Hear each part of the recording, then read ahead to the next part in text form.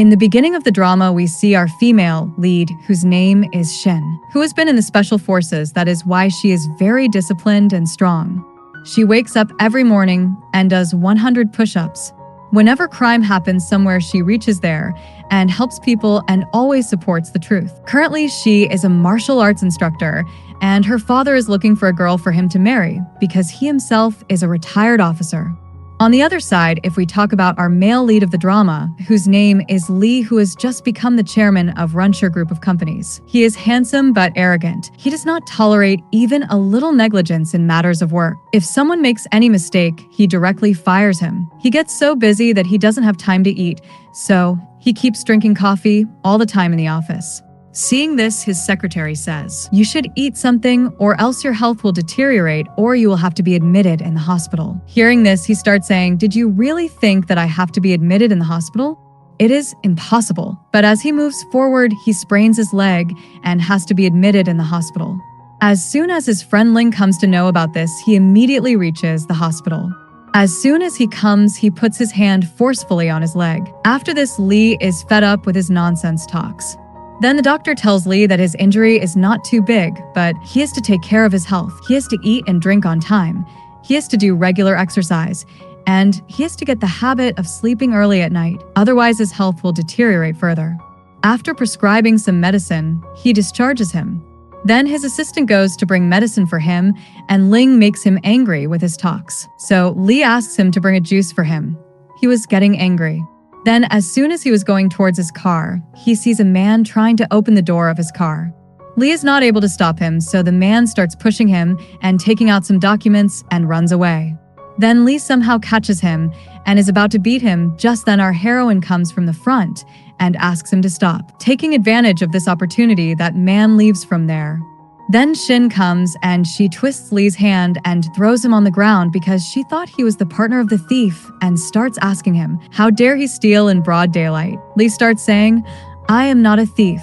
It was the thief who stole my bag." But she also does not believe him. Then Lee shows his ID card to her.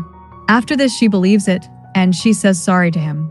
Then to bring back his bag, she goes after the thief with his car and also calls the police and tells them about her location. Finally, she overtakes the thief with a car. Seeing her, the thief tries to run away, but she defeats him with her martial arts skills and she ties him with his bite. After that, Lee gets out of the car and he sits on his knees because his injury had worsened a lot. Then she goes to help him, but he refuses, saying, "I will do it," but he is not able to get up and falls down.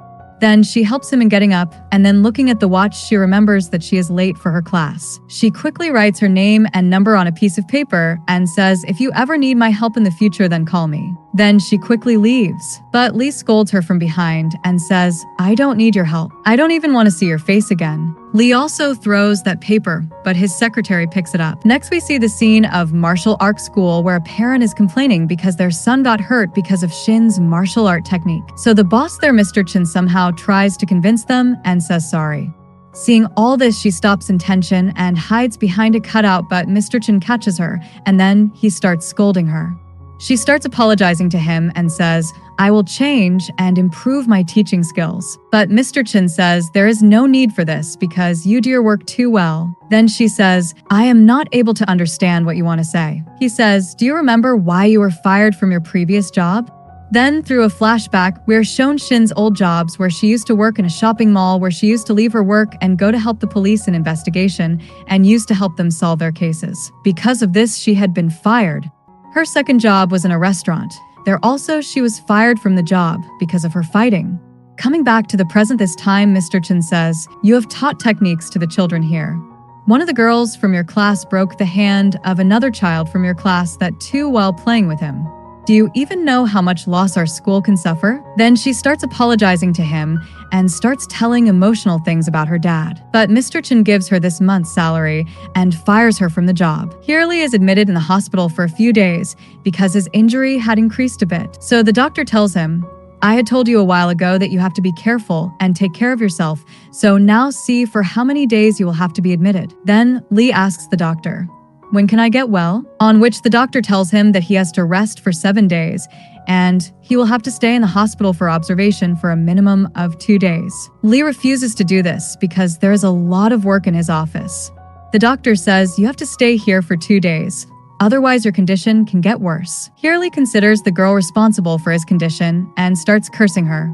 Now, the person who had stolen the document gets the CCTV footage and makes this clip viral because he wanted to see Lee being made fun of in front of everyone, and this happens. When Lee is discharged, that video had gone viral in many places. All the staff of the office were enjoying this video. This makes Lee very embarrassed. He asks the secretary, who have seen this video in my office, on which she lies that only 4 security guards and 1 or 2 trial employees and some cleaning staff. But all the staff had seen this video and had a lot of fun watching it. So here Ling gives an idea to solve this problem, which was that if those people prove that it was just a practice or a martial art ad, in this way they can solve this problem. On which Lee agrees and asks his secretary to call that girl to the office. On the other side, Shen comes home, where her father is cooking food. Here it is revealed that one of Shen's father's hands is fake. Seeing this, Shen gets sad. Then in a flashback, we see that when both Shen and her dad are in the army, and Shen was the team leader and was sent to the rescue mission with her team to save some people. She saved the lives of all the people with full bravery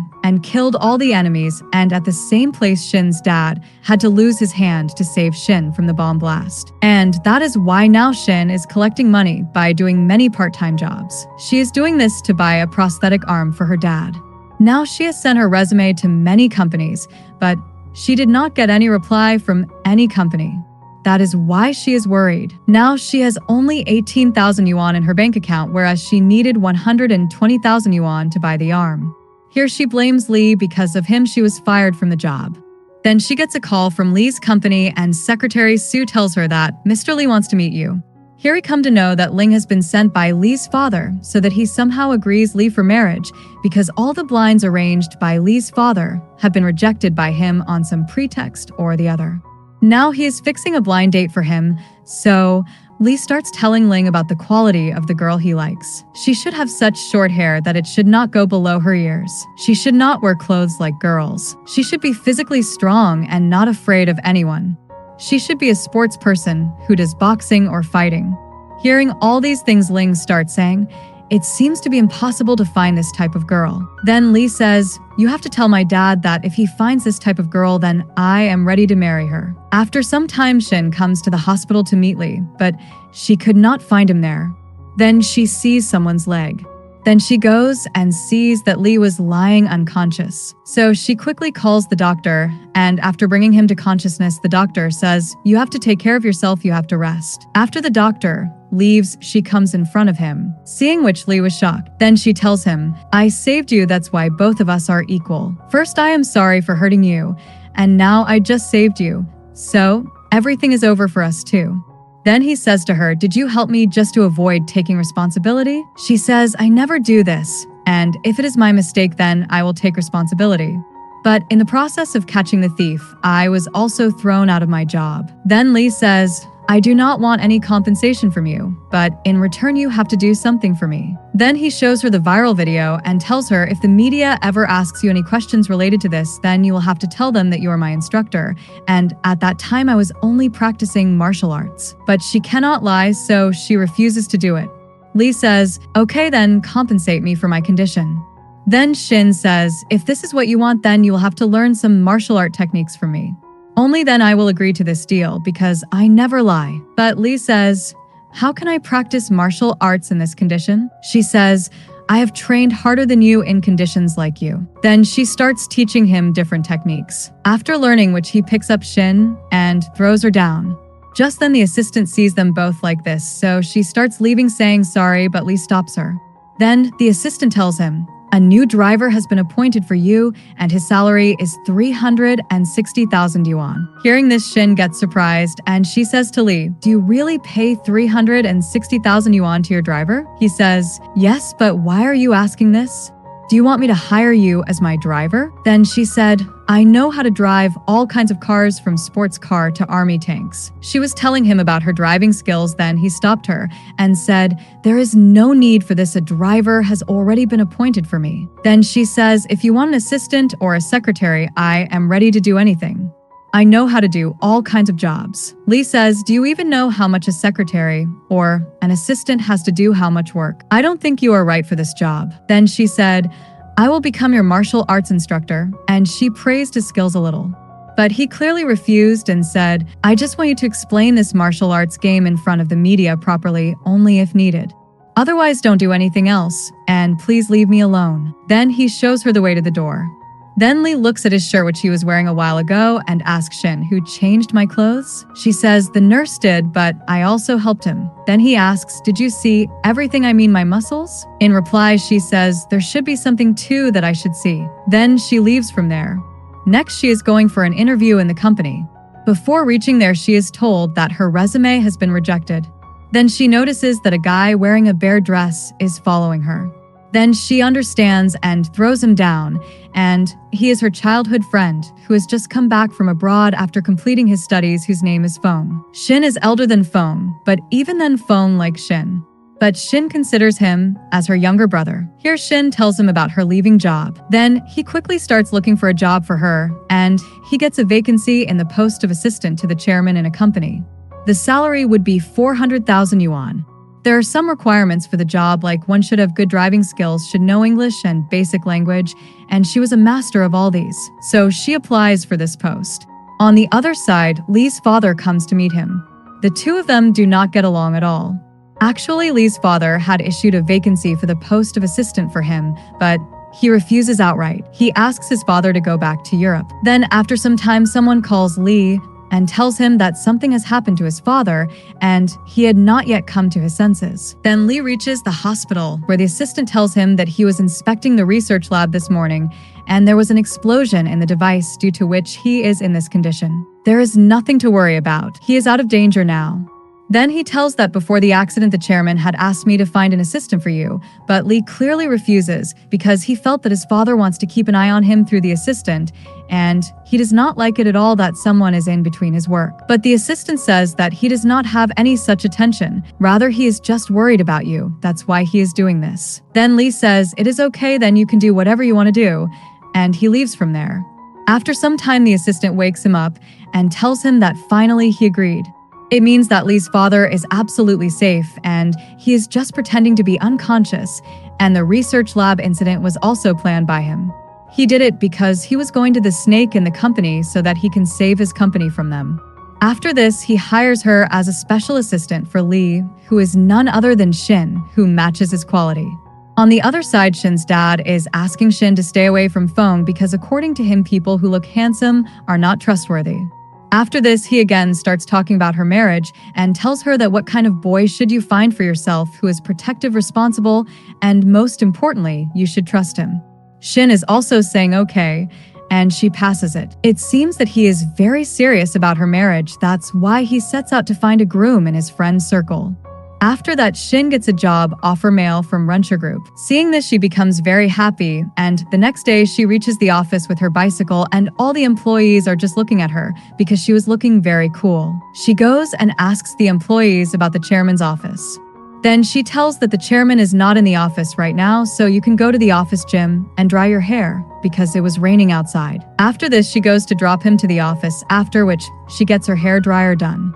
On the other side, we see that Lee comes out of the pool, and after a while, Shen also comes there.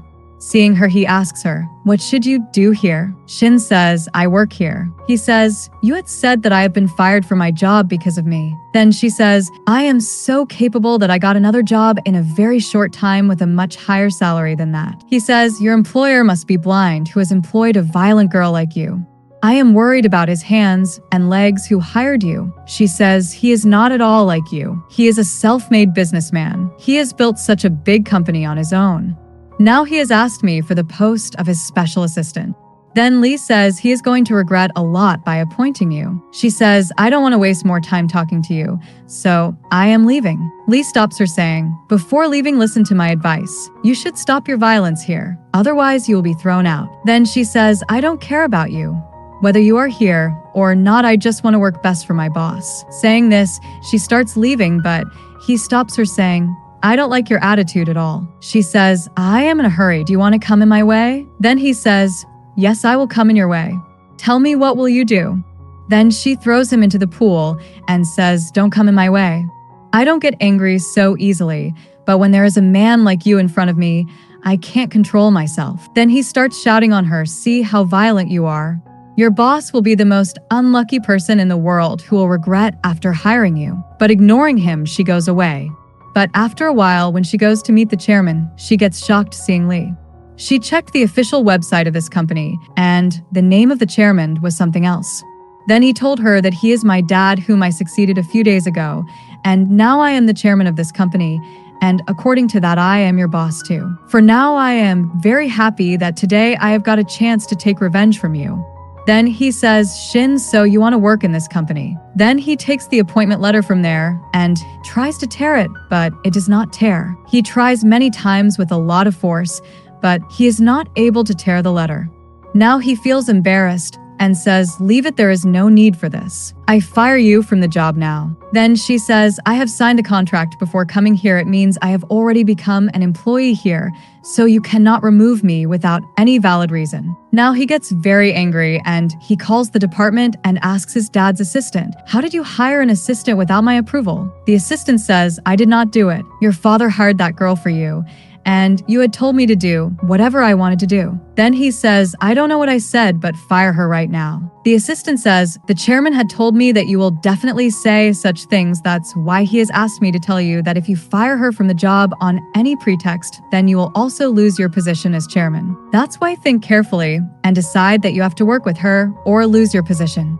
Now on hearing this, he gets very angry, but controlling his anger, he tells her, so you have to become my personal special assistant. Here she did not want to, but right now she needs money. That's why she says yes. Then Lee puts conditions and tells her, my assistant should know all the work of the office and should have expertise in martial arts. Then showing her certificate, she tells him, I have already completed my major and have been the champion of the National Chinese Kickboxing Tournament for 3 years. Then he tells her, my assistant has to work very fast and should also be smart. Then she shows many military models who are impressed by her work and she was rewarded. Then he says, my assistant should be loyal and ethical. Then she says, I was made to serve as a soldier for 3 years, and before joining the army, I was loyal to the country, which proves my loyalty. She tells him, I was a squad leader in the army, and I led many soldiers. This is how the conversation between the two continues. Finally, Lee has no excuse left, so he tells her, because you have troubled me a lot and hurt me, that's why I cannot let you work here. She tells him, can we not talk about this? But he with full attitude says, there is no chance of you working here. Then she shows him his viral video and says, what if you think about it? Then he starts talking to her properly. There is no need for this. We sit and talk. Then she says, there is nothing to talk about. I am going to do my work. Then he also leaves saying, wait a little, I will come now. After that, Lee calls his friend Ling, who was in the research department. Lee asks him to come to meet him. After that, Lee tells him about the whole scandal with Shen. After meeting him, Lee starts saying to Ling that something is wrong. I think my dad has sent her to keep an eye on me. She deliberately tried to get my attention, and she requested me a lot to keep her on the job and approached me again. She does not look like such a simple girl. It means that my dad has definitely sent her here. Ling, after seeing Shen's resume, tells him that she has received awards for bravery in all her previous jobs. Then he says, whatever it is, but this girl is very talented, and you should use her talent. You should not let it slip out of our hands. That's why first of all you have to bring her on your side so that she works for you and not for your father, and this work will be very easy for a person like you. Then he praises him a little so that he can bring her under his control. After that, Lee creates a new contract, and according to this, she will be the special assistant of Lee. He tells her that her previous contract has been terminated. Then as she goes to read it, he talks about her salary, which is 400,000 yuan per month, and she will also get medical benefits. Then she asks, will she get electronic devices like a prosthetic arm? Lee says, yes, if you work well. Hearing this, she gets happy and signs the contract without reading it. After this, the secretary gives a notebook of Lee's daily hobbies to Shen, which he has to memorize completely. Then she takes her to her cabin, which is the storeroom of the company. After seeing it, she thinks, why has he sent her to work in the storeroom? Then Shen asks, is this whole room for me? And so much stuff is lying here. What should I do with it? Then she says, you can arrange all these things according to your convenience. Then she asks, do you want to work here? Shen says, I don't have any problem. On the other side, we see Lee, who did this intentionally. Actually, Ling gave him the idea that first of all he should behave strict on her so that he gets disturbed with this job. Then finally you make the entry and will help her. She will definitely get impressed by this. Then Lee asks the secretary, how was her reaction after seeing the room? She says she got more motivated after seeing the condition of the room and started her work. Hearing this, Lee becomes shocked, and then he goes to check it once. When he comes, he sees that Shen had arranged everything, and there was not even a little bit of dirt in the room. Just then, Shen also had come here while eating and asks Lee, what are you doing here? Lee says, I had come here to see whether my assistant is comfortable here or not. Then he starts leaving, but he is not able to open the door. Seeing this, Shen says, let me try. But he says, there is no need for this. Did you think that I cannot open a door? She says, no, you are the boss. You can do anything. So he tries a lot. Even after putting his feet, the door does not open. She was enjoying seeing all this. Now the poor guy gets very embarrassed and then asks Shen, you go and try. But even with this, the door does not open because the door was jammed. Hearing the voice, some employees reach outside. Then the secretary asks Shen to take care of Lee. She is called the keymaker. Shen thinks he is not a small child, that she has to take care of him, and then she notices that he is behaving in a certain way. Then she asks, Mr. Lee, are you okay? Are you having any problem? Then she goes to check like that, but Lee pushes him back and asks her to keep quiet. Here the secretary talks about calling an ambulance. Now Shen checks the diary and comes to know that when Lee gets trapped in a closed place, then do not come near him. Now Lee has a problem of something, and we will come to know about it later. Then Shen goes to break the door, and Lee also helps her, and in this they break the door and come out. Next we see Lee's rival, whose name is Gao.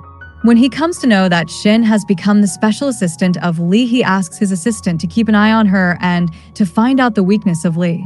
On the other side, Shen takes a report and goes and sits in front of Lee.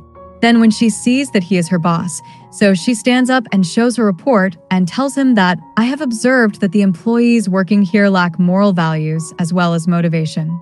So I can coach all of them so that they get motivated. Lee says this is a good idea. Then Shen asks how much money will be given for coaching. Now after hearing this, Lee refuses, and when he is leaving, Lee notices the injury in her hand, and he goes to call the secretary to bring the ointment, but Shen tries to convince him by telling him that there is no need for it. It is just a small scratch, and leaves from there. Next, she goes to meet her friend Feng. Here he tells her that he is going to do an internship in a company nearby, so from now on they will be able to go to the office together and also go home together. She gets very excited after hearing this, and she starts telling him about her office work. After that, on returning to the office, the secretary shows Shen her personal work table, from where she also gives her the title of personal special assistant. Then she also gives her an ointment box which Mr. Lee had ordered for her. Then seeing Shen, he asks her very lovingly, do you like your new workplace? Then he himself makes her sit here and asks her to take rest. Then Shen asks, after all, what is so special about today that you are caring for me so much? Then Lee says, you are a special assistant of me, that's why you are special and different from everyone. Then he goes to his cabin. Then we come to know that Ling gave another idea to Lee. You will behave with her very lovingly and slowly approach her. Then she can do anything just to get your attention, and then she will automatically come to your side. But nothing like this happens. On the contrary, she gets suspicious. Then Shen messages Feng and asks him, my boss has become strange. First he was troubling me, and today he is doing it for my sake. He asked me to sit on the bench and rest. Now after hearing this, Feng says, call the police. How can someone touch you? I think he wants to do something with you, or his intentions are bad. Then she also gets a little scared. When Lee goes out of the office, the secretary Sue says to Shen, you should follow him as you are his personal assistant, and she does the same. Then Lee comes to his company's lab to enter. Here he has to enter the password outside, so he enters the password and goes inside. But Shen checks around to see if someone is nearby. There are a lot of cameras installed, but none of them was at the right place. Then she starts entering the password. Just then Ling sees her from behind and puts his hand on her shoulder, asking, what are you doing here? Now, as usual, she twists his arm and bends him down, wanting to ask him who he is. Now Ling's condition was getting worse due to the pain, but he quickly escapes by showing his ID card. Then she says sorry and gives her introduction. Then Ling says, you are exactly like an ideal girl of Lee. Then he shows her the imaginary drawing which he had made when Lee had told him about the qualities of an ideal girl, and by combining the qualities, he had made a picture of a gorilla. Seeing this, Shen gets angry and punches him hard. After that, Ling takes her to Lee. But Lee tells her to leave from here because he does not need her here. But Ling says that she has been in the special forces, so she will be better at investigation than us, and she can help us in the investigation. Then Lee tells her about the accident with his father, and now both of them together start finding out the cause of the explosion. Then Lee tells her that a biological model has been stolen from this lab. But Shen does not understand and asks, "What is a biological model?" Then he shows her the mouse, which was an experiment model. Here Ling jokingly asks Shen, "Are you scared of the rats?" Then Shen picks up that rat in her hand and says, "I am not scared of a rat." She says, "We used to eat such rats in the army, so I will not be scared of this." Then she starts taking the rat towards them. Then Ling says this rat's cost is $50,000, so please don't play with him. But she starts playing with him. Then Lee tells her, "If you don't keep him carefully, your salary will be deducted if anything happens to this rat." Hearing this, she keeps it in the box carefully, and then they find out the reason for the explosion. Then they get the footage of that day, and looking at the footage, she catches that person. By looking at his backside, she tells his height, weight, and tells Lee that man was definitely sent by your dad or your dad's rival to see the testing going on with the biological model in your lab. Then Ling says he had come here to steal the model, and he must be a man from this field. Ling says a business dinner party is going to be held where all the big businessmen of this field will come. So he asks Lee to take Shen with him to the party so that she can help him in catching that man. But Lee outright refuses. On the other side, we see Secretary Sue, who had come to buy her favorite strawberry cake. But then Foam comes there, who first pays for that cake and makes it his. But Secretary Sue stops him and says, "I had seen it earlier, so I will take it." But he says, "What is the use of seeing? I have already paid for it." And he leaves and takes it to the office to have lunch with Shen. But he is not allowed to go inside the office. Here the secretary comes and asks, "What are you looking for? And, by the way, why do you want to meet Shen?" Here he wants to say something before that. Secretary Sue says, "Tell me the truth. I will deliver this to her." Then he says, "Were you lying to eat this cake?" Sue says, "What nonsense are you talking about?" Just then Shen calls him and says, "I have eaten lunch, so I cannot go to have food with you." She says, "You leave it at the reception. I will take it later." But then Secretary Sue tells her, "I will take it to you." That's why Foam has to give it to her, and then she brings it to Shen. Here Shen tells her that he is her brother and also tells her that he is very good at cooking. Now she gives this cake to her because she has been eating lunch and the sound of a rat running was coming from her stomach. Then the secretary leaves from there. After that, some female employees start gossiping about Lee's girlfriend and also ask Shen about it, but Shen doesn't have any answer to the question. Then we see that Lee was listening to their conversation, so he asks them to do their work properly.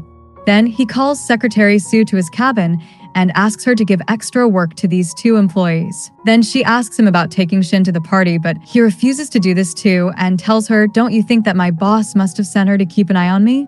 That's why I can't take her." Here it is revealed that the real spy is none other than Secretary Sue, and here Lee's dad is listening to all the conversations that Lee had told in the cabin. That he is feeling something strange, that he has not had any contact with his dad for 2 days, and his assistant is picking up his calls. So Lee decides to go to the hospital and meet his dad. Then it is revealed that Secretary Sue is the daughter of the business partner of Lee's dad, and she was not interested in the job of secretary.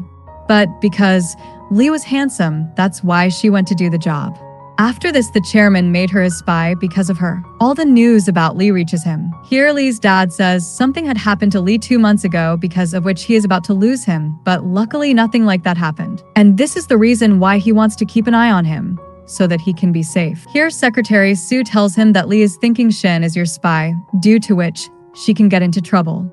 But Lee's dad tells her not to worry about it because she is perfect for Lee as she is his ideal girl. Hearing this, Secretary Sue is surprised. Here in the office, Shen notices that Lee is not in his cabin. She asks about him, and the guy tells her that he had heard that he is going to the hospital today to meet his father. But she did not know about it, so she calls him 2-3 times, but he does not pick up her call. So again, she feels something is wrong. So she goes to check his cabin where she sees the coat on the hanger and remembers that a while ago a tracksuit was hanging there. so she feels something is wrong. On the other side, Lee had reached the hospital to meet his father. After looking left and right to confirm that there is no one nearby, he goes to open the door, but the door does not open. So he tries to open it by pushing it hard, but in this process, he gets injured. Here Shen laughs and says to him, "Mr. Lee, it seems that you like breaking doors a lot." Then seeing her, Lee says, "Stop laughing and first tell me, what are you doing here?" She says, "I was worried about you. That's why I came here to see you." Lee says, "What will happen to me?" Then he says, "Leave all this. First you tell me the truth. Is my father's health really bad or not? And is he also inside this room or not?" She says, "How will I know if your father is ill?" "Only you will know." On which he says, "Yes, I knew that you are not going to come, so first you open the door and go inside." She says, "It is locked." Then Lee says, "That's why you should think of some idea to open the door. It will be easy for a girl like you who has been in special forces." She says, "Okay." Then she takes off his drawstring from his dress and with its help unlocks the door, and when they go inside, they don't find anyone there, due to which Lee gets confirmed that he is pretending to be ill. Just then some guards come there, so they have to run away from there. But Lee runs a little and gets very tired. He was not even breathing. Then they hide behind the wall and she covers his mouth with her hand. After the guards leave, she removes her hand, but he was still not able to breathe. Then Lee says, "If you want to take away my position by killing me." Then Shen says, "There is no such thing." After this, she makes him breathe in and out to bring back his normal breathing. She tells him, "You are very weak. You do not know the right way to breathe while running. By the way, you are out of breath. I doubt how you became the boss of this company with such a weak body." Then Lee tells her to leave from there, but his legs do not move because his legs become numb. After a while, both of them go towards the parking area, and here she advises him to do a workout, saying that he is very weak. "If you do not exercise, then your health will deteriorate very soon." Then to make her quiet, he shows her the number 23 of his contract. "According to this, you cannot interfere in my personal life, nor can you comment on this. If you violate this, then you'll have to pay compensation." Then through his dad's bank details, Lee comes to know that his dad has gone to Europe. Then Shin starts asking him, but he was ill, right? Now she has come very close to him, so he tells her to always stay 50 centimeters away from him. Then Lee goes to drop Shin home while maintaining distance from each other because Lee did not want to let her go home alone. When they reach home, Shin says thank you, and in return she will make him exercise for 1 hour every day from tomorrow. But Lee says, "You will not get any extra money for this." Shin says, "I don't even need it. Just remember one thing. If you don't do exercise, then you will not get success." Lee says, "My success has nothing to do with my exercising. My brain is enough to get success." Then showing his muscles, he says, "See, I am fit." Then she says, "I will exercise you for 1 hour every day for 30 days. Then Lee says, "I will agree to this only on one condition, that you find my house before 6 a.m. tomorrow morning, and that too without asking for help from anyone." On which she also agrees. On the other side, we see Lee's dad, who is talking to someone on the phone, and we come to know that his company is engaged in making some anti-cancer medicine that is needed very urgently, from which we come to know that maybe he has cancer, and that is why they are after Lee to get married, so that before something happens to him, he gets to see his marriage. Now he has full faith in Shin that she will take good care of Lee. In the next scene, we see that before 6 o'clock in the morning, Shin reaches Lee's house. Seeing this, Lee is confirmed that she must have been sent by his father. On asking, she tells him that she got the hint of this house from Lee's social media. After searching carefully, she found the house. So according to their deal, both of them want to go jogging. Here also they run a little. When Lee's condition worsens, she gives him water to drink. Just then a bike starts coming towards them very fast. Then she pushes him and makes him fall. Then that man again starts coming towards them with a stick. Shin also goes ahead to hit him, but Lee saves her, and while doing this, he gets hit on his back. Then Shin says to him, "What have you done? You have spoiled everything." Then she starts running behind that man. From there she sees his face, and that man leaves from there. Then Shin also takes a bike and goes towards Lee and makes him sit on the bike, and then both of them go to the traffic department to find out the bike. They come to know that the bike was rented, and the good thing was that they came to the bike owner from the number plate of the bike. Then both of them reach that bike shop and meet the bike owner. They also come to know about that man who was sleeping in the station. On interrogating him, they come to know that someone had asked him to attack Lee just to scare him, and that man had used a voice changer to talk to him. that's why they let him go. Here she still talks about going to the party and says that she wants to catch that man, on which Lee agrees to take her on one condition. In return, she has to complete a task. She has to make a soft copy record of the work of all the staff for the whole month. Lee had given her only 5 days, and she also starts working on it with more motivation. Then Lee, who has never forgiven anyone's mistake today, found mistakes in Shen's report and corrected all those mistakes. Ling was surprised to see this. When Ling asked about this, Lee leaves from there making an excuse of a meeting. Now Shen was the only one who was going to work overtime, so Secretary Sue stayed to help her and brought water and snacks for her. Then she apologized that because of her secretary, Sue would also have to work overtime. Then Sue said everything happens between friends. In this way, both of them became friends, and Sue was the first girl who had become a friend of Shen's because since childhood, she had been among boys in military school. She also felt good to be friends with a girl for the first time. After finishing her work, Sue was returning home when she met Shen's friend Foam again in the reception. He asked for her help in delivering food. Then he entered the office with Sue's card and took the food to Shen. Shen showed him his office and told him about his work. Seeing so much work of Shen's, he got very angry at Lee and spoke badly about him. On the other side, we see Lee, who needed a file from the office, so he packed his food and left for the office. At the office, while checking the data, Shen found some discrepancy in someone's car. On searching about it, she found out that it was Lee's car. This meant that someone had tampered with his car. Now she decided to check his car. Just then, Lee also reached there and saw both of them. He thought that he was her boyfriend, so he left angrily without saying anything. The next day, a delivery came for Shen. It contained a huge toolbox. Meanwhile, Lee called an urgent board meeting where we see Lee's rival Gao as well. Here, Lee removed the directors of the production department, which angered Gao a lot, but he did not say anything. After that, we see that Gao was in collusion with some other company and told the secret of Lee's company to Lee's rival company and had some plan for the party to be held after a few days. When Lee saw Shen going with a toolbox, he followed her to the parking lot. Here, Shen sneaked under the car. Seeing this, Lee was confirmed that she was a spy and wanted to do something wrong, so he started going towards her.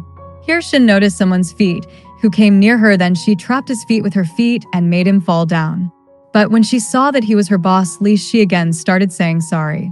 Then Lee directly asked her, "Now tell me, how much money has my father given you?" But Shen asks, "Who is your father?" On hearing this, Lee's mind gets confused, and he says, "I have come to know the whole truth, so tell me everything." But Shen says, "What truth? I cannot understand your words." Now hearing this, he picks up the device lying in front of him and starts asking her, "What is this? And what do you want to do with me?" As it was a very expensive device, she starts asking him for the device, but Lee says, "First answer my questions." Then she starts snatching the device from Lee, but Lee clearly refuses to give the device. Then in anger, she slams Lee's head on the bonnet of the car, and then she realizes that she hit her boss's head. Then she bows her head and says sorry to him, and then she tells the whole truth to Lee that this device is an anti-tracking device, which is very expensive. She had a doubt that someone must have put a tracker in Lee's car, so she came to check it, but he does not believe it at all. He says, "Did you not spy on my dad?" She asks, "Who is your dad?" "I have never met him. And anyway, if I was a spy, then you would never have known me." Then she starts checking the car, in which she finds the tracker. After this, she tells him everything about how she came to know that someone has tampered with his car. From all this, she understands that someone is targeting him. He was also attacked during jogging time. Then while hitting Lee on the shoulder, she says, "Don't worry, as long as I am with you, you will not get hurt." But he taunts her, "Once you remember how many times I have been hurt in your protection." Shen says that happened due to the misunderstanding in the bus. Then Lee says, "What about the dating going on in your office?" Shen tells him that if you are talking about Feng, then he is my neighbor, and he is like my younger brother, and he just came to give me lunch. We are not dating. Then Lee asks, "Does he have a girlfriend?" Shen says, "As far as I know, he doesn't have a girlfriend. But why are you suddenly asking about him? Are you jealous of him because he's more handsome than you?"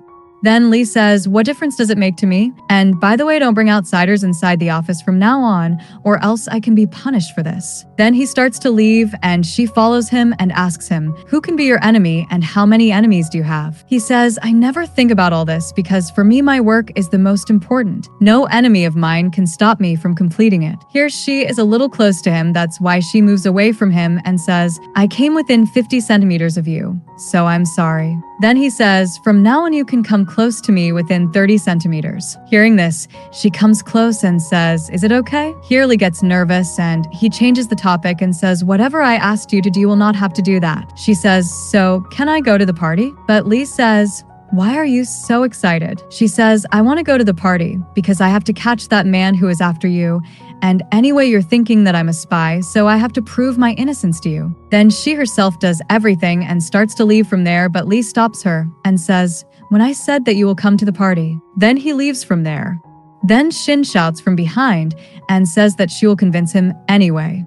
After that, Shen again started doing all the work and kept doing it till late night. Then she fell asleep. Then she woke herself up and started working again. Seeing which, Lee called and asked Ling to make a program to arrange all the data and install it in Shen's system. After that, all the data got arranged automatically. When Lee came out, she showed him that she had completed all the work. Lee said it was a good thing. Then she asked, "Are you forgetting something?" Then he said, "Yes, you should go to the finance department and take her extra work salary."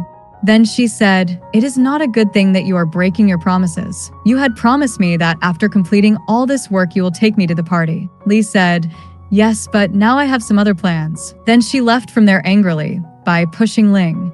Ling asked him, "What happened to her?"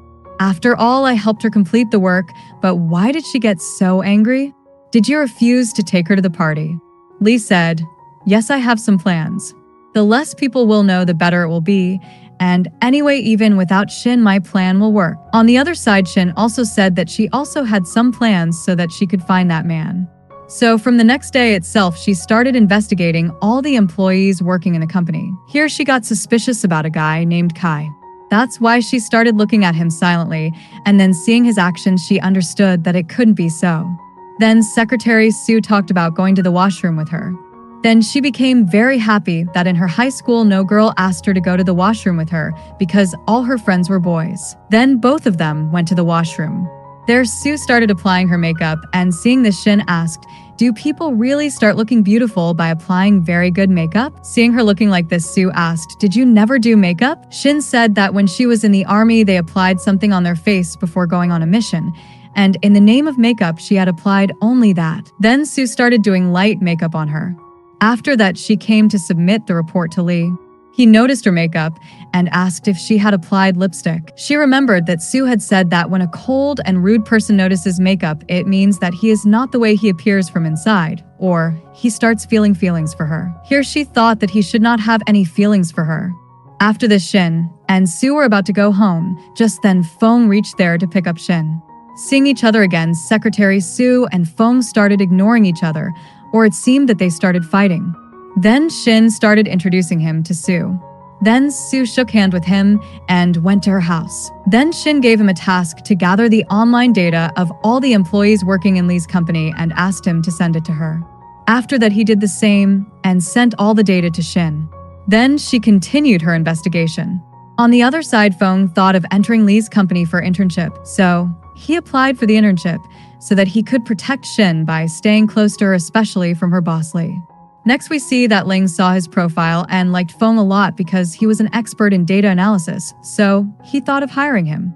Then he came to talk about this to Lee and got permission from Lee too. After this, he offered to drink with him, but Lee refused. Then he left, saying to Lee that Shen was also coming with him. Then Lee started thinking about something. On the other side, we see Secretary Sue, who went to buy a strawberry cake. Seeing Feng coming this way, she bought all the cakes and paid for all the things before he came. After his arrival, she started teasing him, saying, "I have bought all the cakes. It is a matter of sadness that this time you will not get even one." But he said, "Maybe you have bought so many in vain, because I only wanted bread." Then he left from there. Now the money she spent would be wasted, due to which she got angry and took all the cakes to her colleagues. When she distributed them, they started asking why she was sharing all this. She said, "It is not a matter of joy. I am distributing it because of my bad luck, and it happened because of meeting someone." Just then, Ling also came there to introduce a new intern who is none other than Feng. Seeing him, all the girls got excited and gave him the cake they had brought to welcome him. Then Sue refused to give it to him while shouting, but then controlling herself a little, she said, "You don't like strawberry cakes, right?" But he started eating it while enjoying it and showing it to her. Seeing this, she got more angry and kept staring at him the whole time.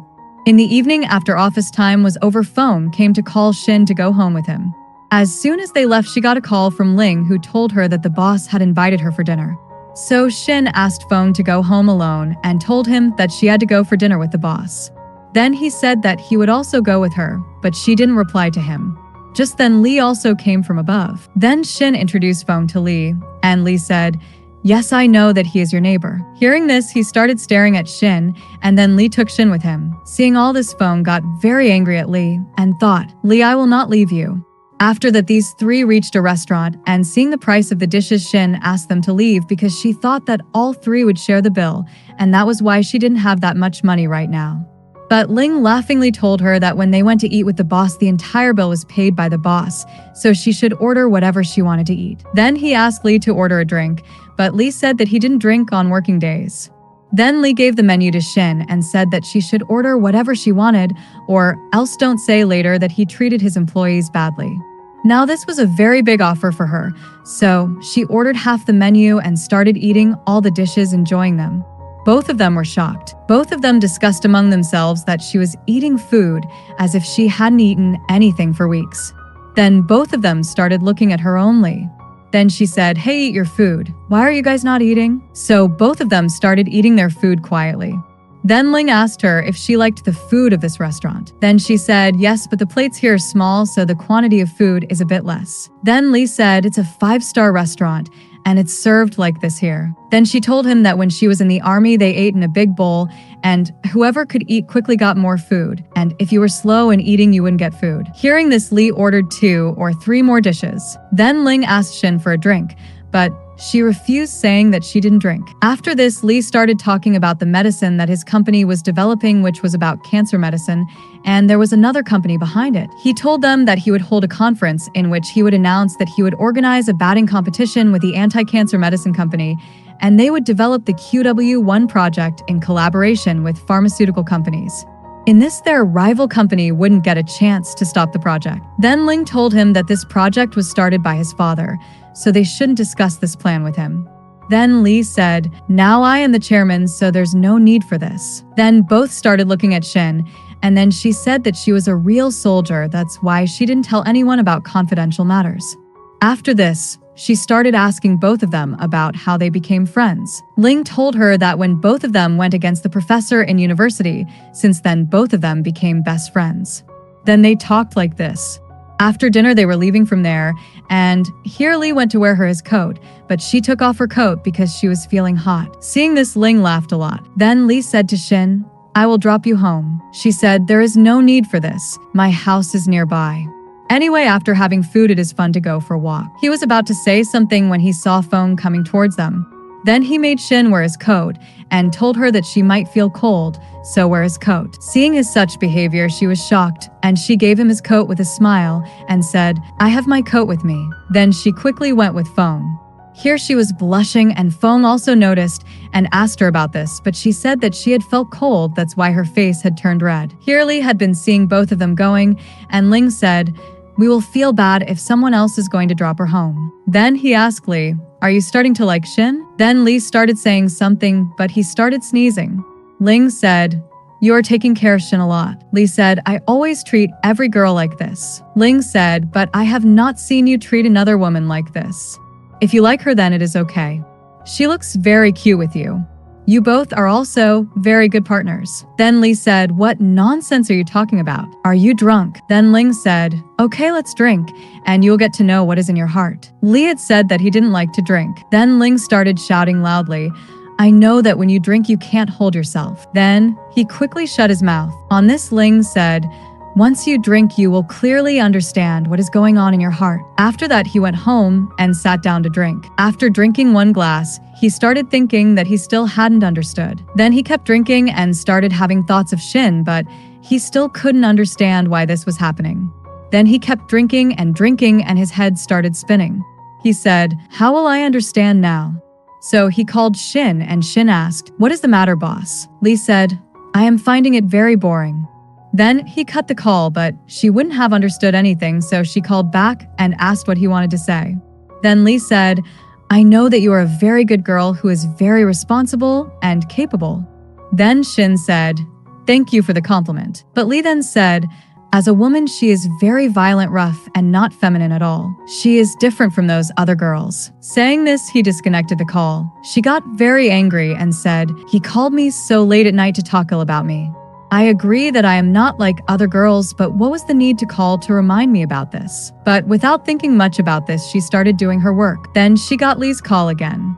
Then she directly answered it and said, "You can scold me and criticize me if I made some mistake in my work, but you cannot talk about anything else." To this, Lee said, "I was not talking ill about you.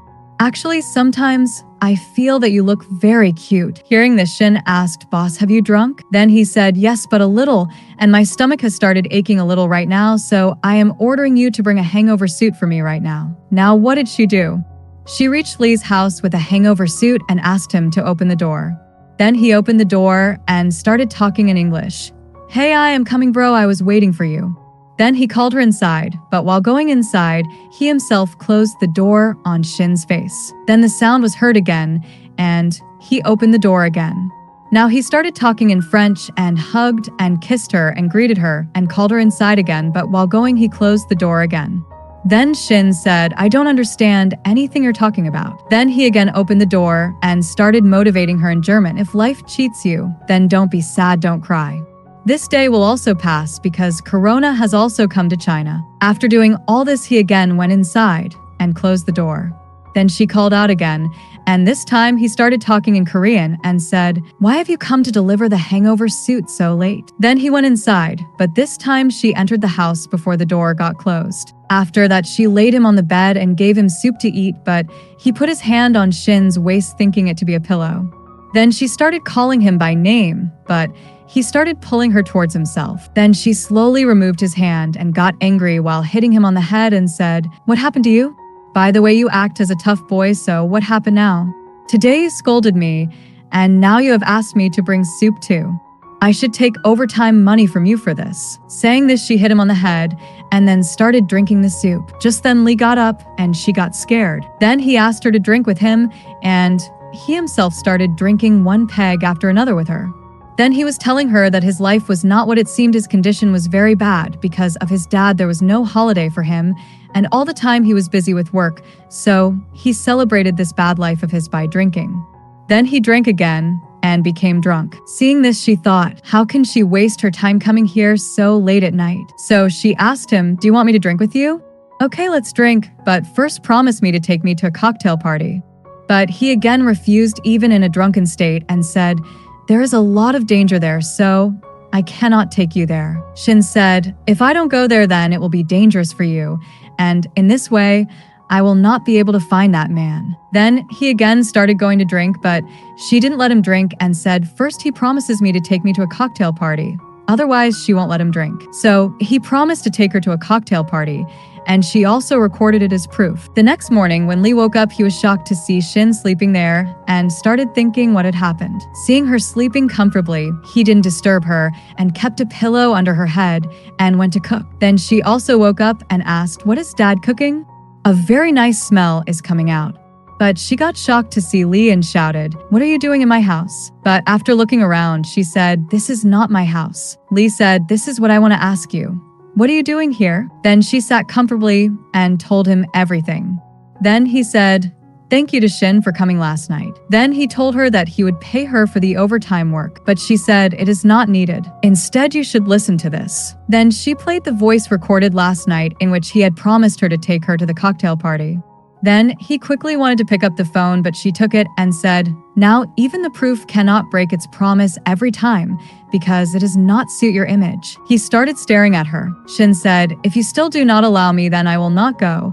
But I was just worried about your safety." Then Lee said, "Okay, fine, but you'll just stay outside the party and cannot come inside." Then thinking about it, she said, "Okay." On the other side, Secretary Sue was going towards the office from the parking lot when her heel got stuck at a place. She tried to get it out but was unable to get it out. When she saw that Foam was coming, she stood there, so that seeing her in this situation, he would not make fun of her. Then Foam came and told her, "I think we should go to the office together." But she said in full attitude, "I go only on the invitation of handsome boys. You have no chance in this." Then he asked, "You are looking at the view here, right?" She replied with irritation, "Yes, can I do this?" As soon as he looked down, he understood that her heel was stuck. Then he asked her to have fun, saying that she should quickly find Mr. Lee because he was calling her. Then she started checking her phone to see if his call came, but there was no call or message. He said, "There is no signal here, that's why the message must not have come." Then she was about to fall in the hurry to leave from there, and he held her. Then he sat down and took out her heel with his hands and also put it back on her feet. He got up and said, "What was there to hide in this?" Then she left from there to avoid the awkwardness. Lee talked about getting another outfit for the party for her. But Shin said, "I have my clothes." Lee said, "Are you talking about these clothes of yours? And if you go wearing such a dress, then they will not let you enter the lobby also." So he asked her to discuss the dress with Secretary Sue and started thinking about how she would look in a party dress. After reaching the office, Shin saw the blueprint of the party and memorized it completely, checking every entry and exit point. After seeing it, she said to Sue, "I will not stay outside for long." Then she went to meet Ling. Here she came to know that he had no interest in going to the party, nor did he like to go in public. So she took her ID card on an excuse and said, "Now it will be very easy." And then she left from there, but he didn't understand anything. On the other side, Lee started checking the CCTV footage sitting in his house, in which he only saw the ear of the man. Here Shin saw a bomb blast scene in her dream in which her father had lost one hand while saving her. After that, she went to check her father, and he was sleeping on the sofa in the hall. After checking, she found out that he had a very high fever, so she immediately took him to the hospital. Here she met Mr. Yu, with whom her father had this condition while doing a food challenge. On the other side, Lee received a message from Shin that she wanted to take half a day off due to some family matters. He wanted to ask her what happened, but he couldn't send such a message. Instead, he replied, "Okay." Seeing this, Shin started smiling. Now, seeing her smiling, Mr. Yu said to Shin's father, "Maybe your daughter is dating someone." The father said, "I don't know." Then Mr. Yu said, "Did you not see? She was smiling so much while seeing the mobile." But the father said, "Maybe she had won some small lottery." Then Mr. Yu said, "You don't know anything. Leave all that and tell me, is she dating someone these days, or is she roaming with someone?" Then thinking a little, he said yes. But he couldn't be her boyfriend because he was their neighbor, and he was also 3 years younger than Shin. Then Mr. Yu said, "Then it must be him, because nowadays there is a trend of dating younger boys." Shin's father said, "It cannot be so, because they're just childhood friends, and I did not notice anything like this." Mr. Yu said, "You saw both of them growing up together, then you must not have understood anything, but gradually feelings will develop between both of them. If something like this happens, then I think he will be very lucky." But the dad was not happy to hear this. On the other side in the office, Lee asked Secretary Sue the reason for taking a half day off. Then she told him that she also didn't know, maybe there was some family matter. Then Lee said that she should arrange a dress to wear in the party for Shin. On hearing this, she got confirmed that he cared too much about Shin, so she told Lee's dad about this. "You are right, Shin is his ideal type of girl whom he cares a lot about." Here Lee was thinking too much about Shin in the middle of a very important meeting. He was repeatedly messaging Sue, asking her whether Shin had chosen the dress or not. She had told him that she was trying, but Lee didn't get peace and repeatedly messaged Sue, asking her what type of dress she was trying, but she didn't like the dresses. Then Lee messaged Shin and told her what type of dress she would look good in, which she went to try. Then he left the meeting in the middle and left. Seeing this, all the employees were shocked because till date, he had never left a meeting. At night, Secretary Sue sent the photos of Shin in which she was looking very good in Lee's choice of dress. On the other side, Shin showed her photos to Dad and Fong. Both of them praised her, saying that she was looking very good in this dress. But as soon as she told them that Lee had chosen this dress for her, Fong immediately turned away, saying that it was not good at all and was a bit too revealing, so the taste was not decent for them at all. Supporting him, Dad also said that this was not decent at all. She said to herself that she had told him that this dress didn't suit her and was a bit difficult for her to wear. In the next scene, we see that both Lee and Shen reached the party. There they separately started looking for that man. Here Lee found a man whose ears were similar to those in the CCTV footage. So Lee went to the man and started staring at the man's ears. Then Lee introduced himself to him. Then he came to know that he was Mr. Huang from Fong Pharmaceuticals Company. Lee directly asked him if he had come to Runsher Research Institute 3 weeks ago. Mr. Huang said, "How can I come there? There is Class A level security there." Then he told everything to Mr. Huang, from the explosion to the theft of their biological model. Then Shen entered there and told about the research institute, as if she worked there. After which she introduced herself to Mr. Huang by showing the card of Ling.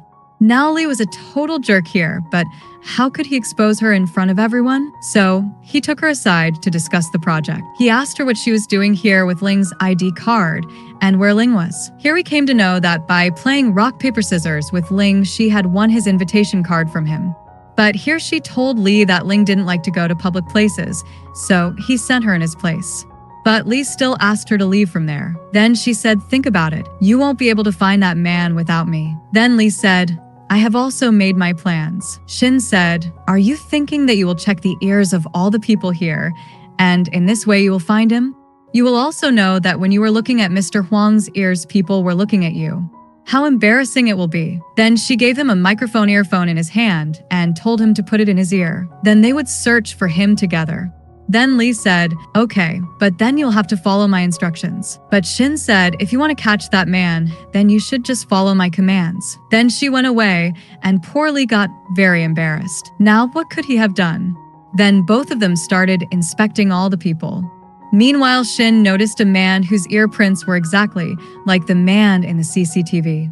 So she told Lee about that man, that he is Mr. Han, the executive assistant of Jella Pharmaceutical Company. Then Lee went to that man and started telling him about the explosion and their biological model. Now, hearing all these things, that man got nervous, and both of them were confirmed that the person who attacked him and the biological model was none other than him.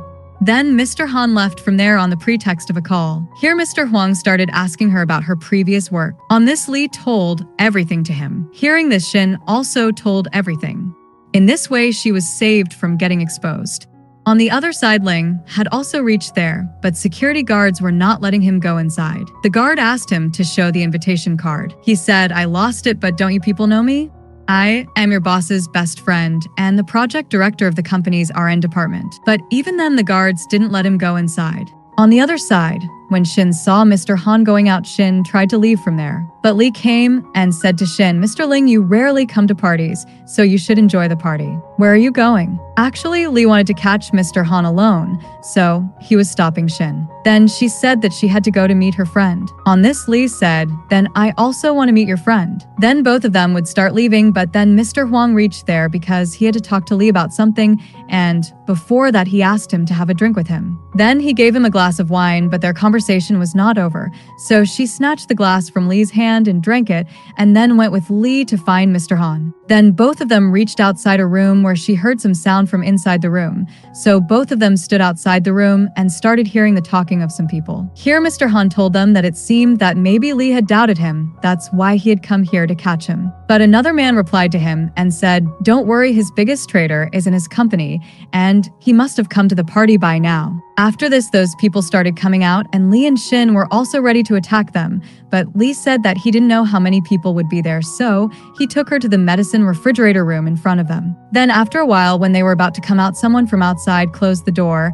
and he was none other than Lee's rival Gao, who set the room temperature at 18 degrees, due to which they started feeling very cold inside. There was no network inside the room, so they had no other option but to wait. Then Shin said, "We will have to save our energy as much as possible and wait for someone to come, because there is no way to open this door from inside." Just then her head started spinning and she was about to fall, but Lee caught her. Lee said, maybe you are feeling very cold. Then both of them realized that maybe he had mixed something in the wine that she drank before coming here. Then Lee broke the ventilator, which started ringing the alarm. In this way, someone would come to rescue them. Here Lee took off his coat and made her wear it. She said, but you will also feel cold. But Lee said, I am your boss, so listen to me. She said, but in this mission, I am your commander, so listen to me. Lee said, okay, I will listen to you. Then he sat down with her so that both of their bodies could remain warm. The cold was increasing and she apologized to Lee that at this time, she was not protecting him. Lee said, I don't need your protection right now. Just take care of yourself for a while. But now Lee was also feeling very cold, and he was about to faint from the cold. However, she kept talking to him and asked him, today I met a very handsome boy. He was much more handsome than you. He also had 8-pack abs. No one can be more handsome than him. In fact, he was much stronger than you. From all these things, Lee understood that she was just trying to convince him to keep him conscious. Then Lee thanked her and told her, you are talking exactly like that girl. I don't know which girl she is, but you are exactly like that girl. At that time, I thought that I would not survive, but suddenly that girl came and saved me. After that, I hired people to find out about that girl, but I have not found out anything about it yet. Then Lee fell unconscious, but just then 2 guards opened the door and came inside and rescued both of them.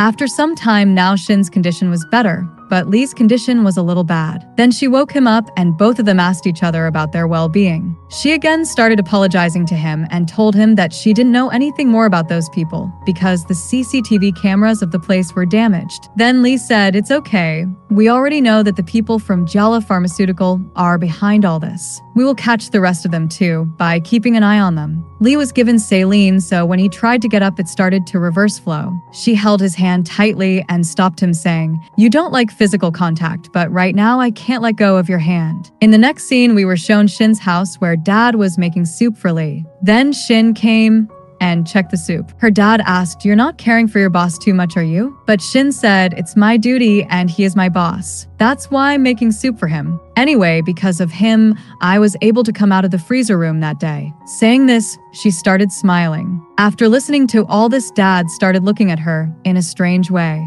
Then she quickly went to get ready. On the other side, Lee was waiting for her to come and repeatedly asking Ling about Shen. Ling said, be patient, friend.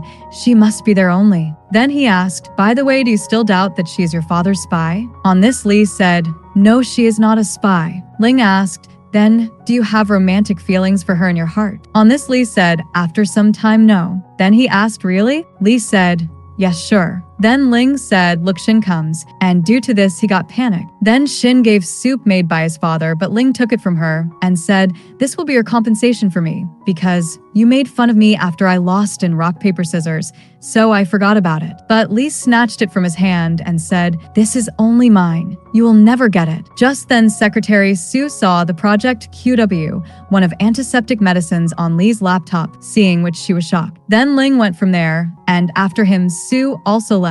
Then Shen started serving soup to Lee. Here, Secretary Sue called Lee's father and told him about the freezer room incident. Then Dad asked her to tell Shen to protect Lee well. Then she also told him that it seemed that both of them had become very close, and now she cared for him, and also told him about the QW1 project that Lee was preparing for the debating. Hearing this, he got shocked and also got upset. When Ling reached out to talk to her, she left from there on some pretext.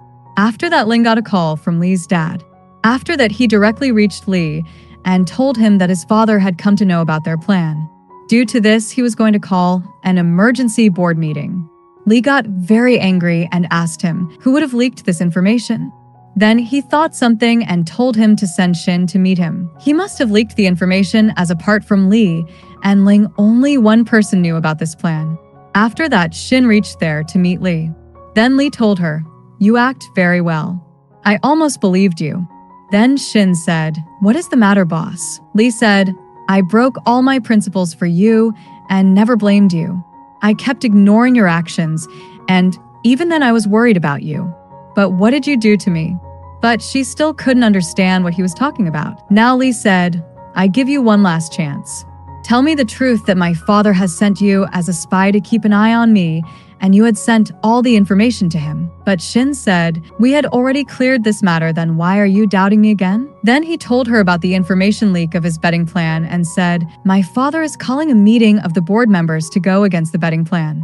So, now tell me how much money my father gave you to leak this information. Shen asked, do you think that I did this? Lee said, apart from me and Ling, only you were told about this. Then who else could it be? Then this hurt Shen very much. So she told him, I do not know who would have done it, but I did not do it. Lee said, you always say this, and every time I convince myself that you are speaking the truth. But this time all the evidence is pointing towards you. Then he turned his face away from her and said, I don't want to see your face. Hearing this, she left from there crying.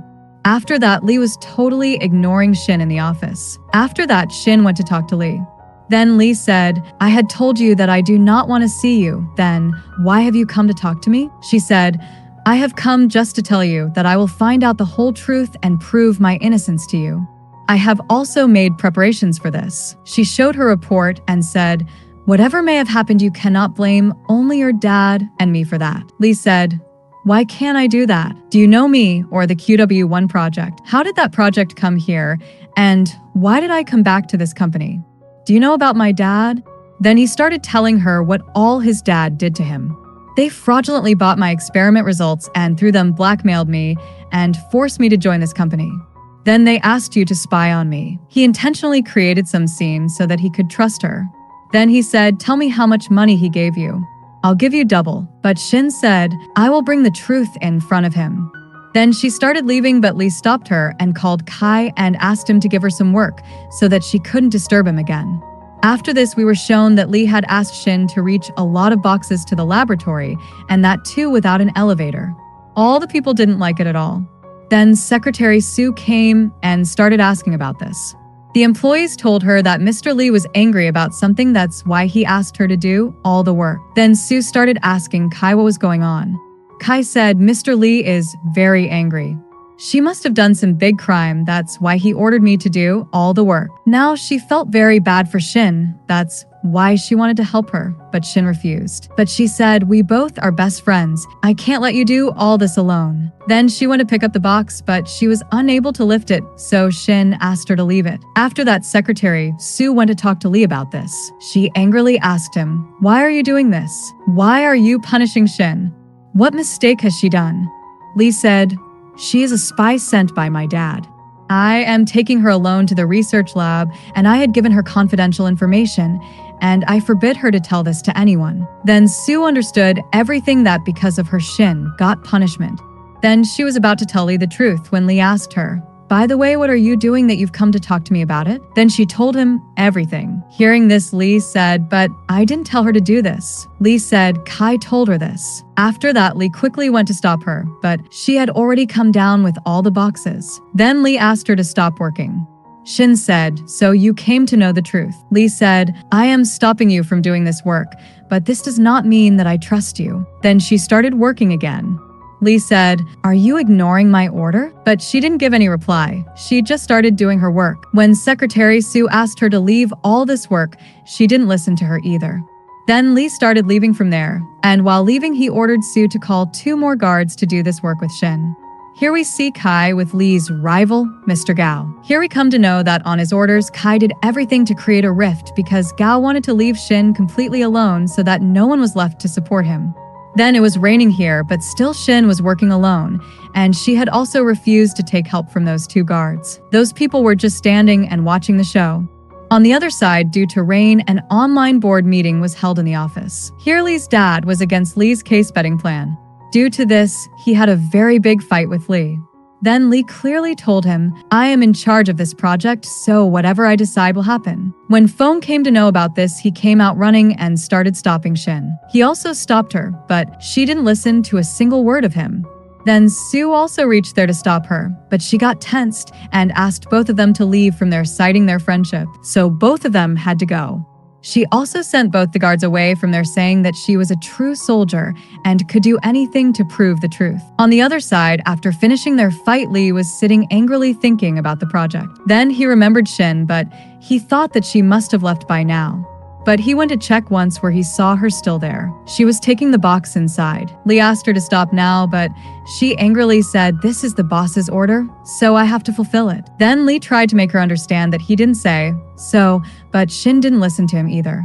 Then Lee said, "Okay, then I'll also take the boxes inside with you." Then he also threw his umbrella and started taking the boxes. Here only a few boxes were left, and Shen tried to pick them up, but while picking them up, she started fainting. Lee immediately came and held her. Then Shen had fainted there. Then he quickly called Sue and asked her to bring car keys, and he picked her up and started taking her towards the car. On the other side, Lee's dad then called his assistant and asked him to drop the burning plan from Lee. But he told him that he didn't do this at any cost. He had some plans of his own. He must have taken this decision after a lot of thinking, or you should also support him as he already didn't like you. After this, he might not even want to see you. This time, he is really very angry with you. If you want, you can listen to everything from that device. There is another problem bigger than this. Lee thought that you had sent Shen to keep an eye on him, and because of this, he gave her a very hard punishment. Hearing this, Lee's dad became shocked. On the other side, Lee is taking Shen to the hospital, but she starts saying, "I want to go home, and right now my dad would be at home. He will get tensed after seeing my condition." Then Lee says that he should take her to his house because she had a high fever due to working in the rain. While going, he also calls Ling and asks him to bring a doctor to his house quickly.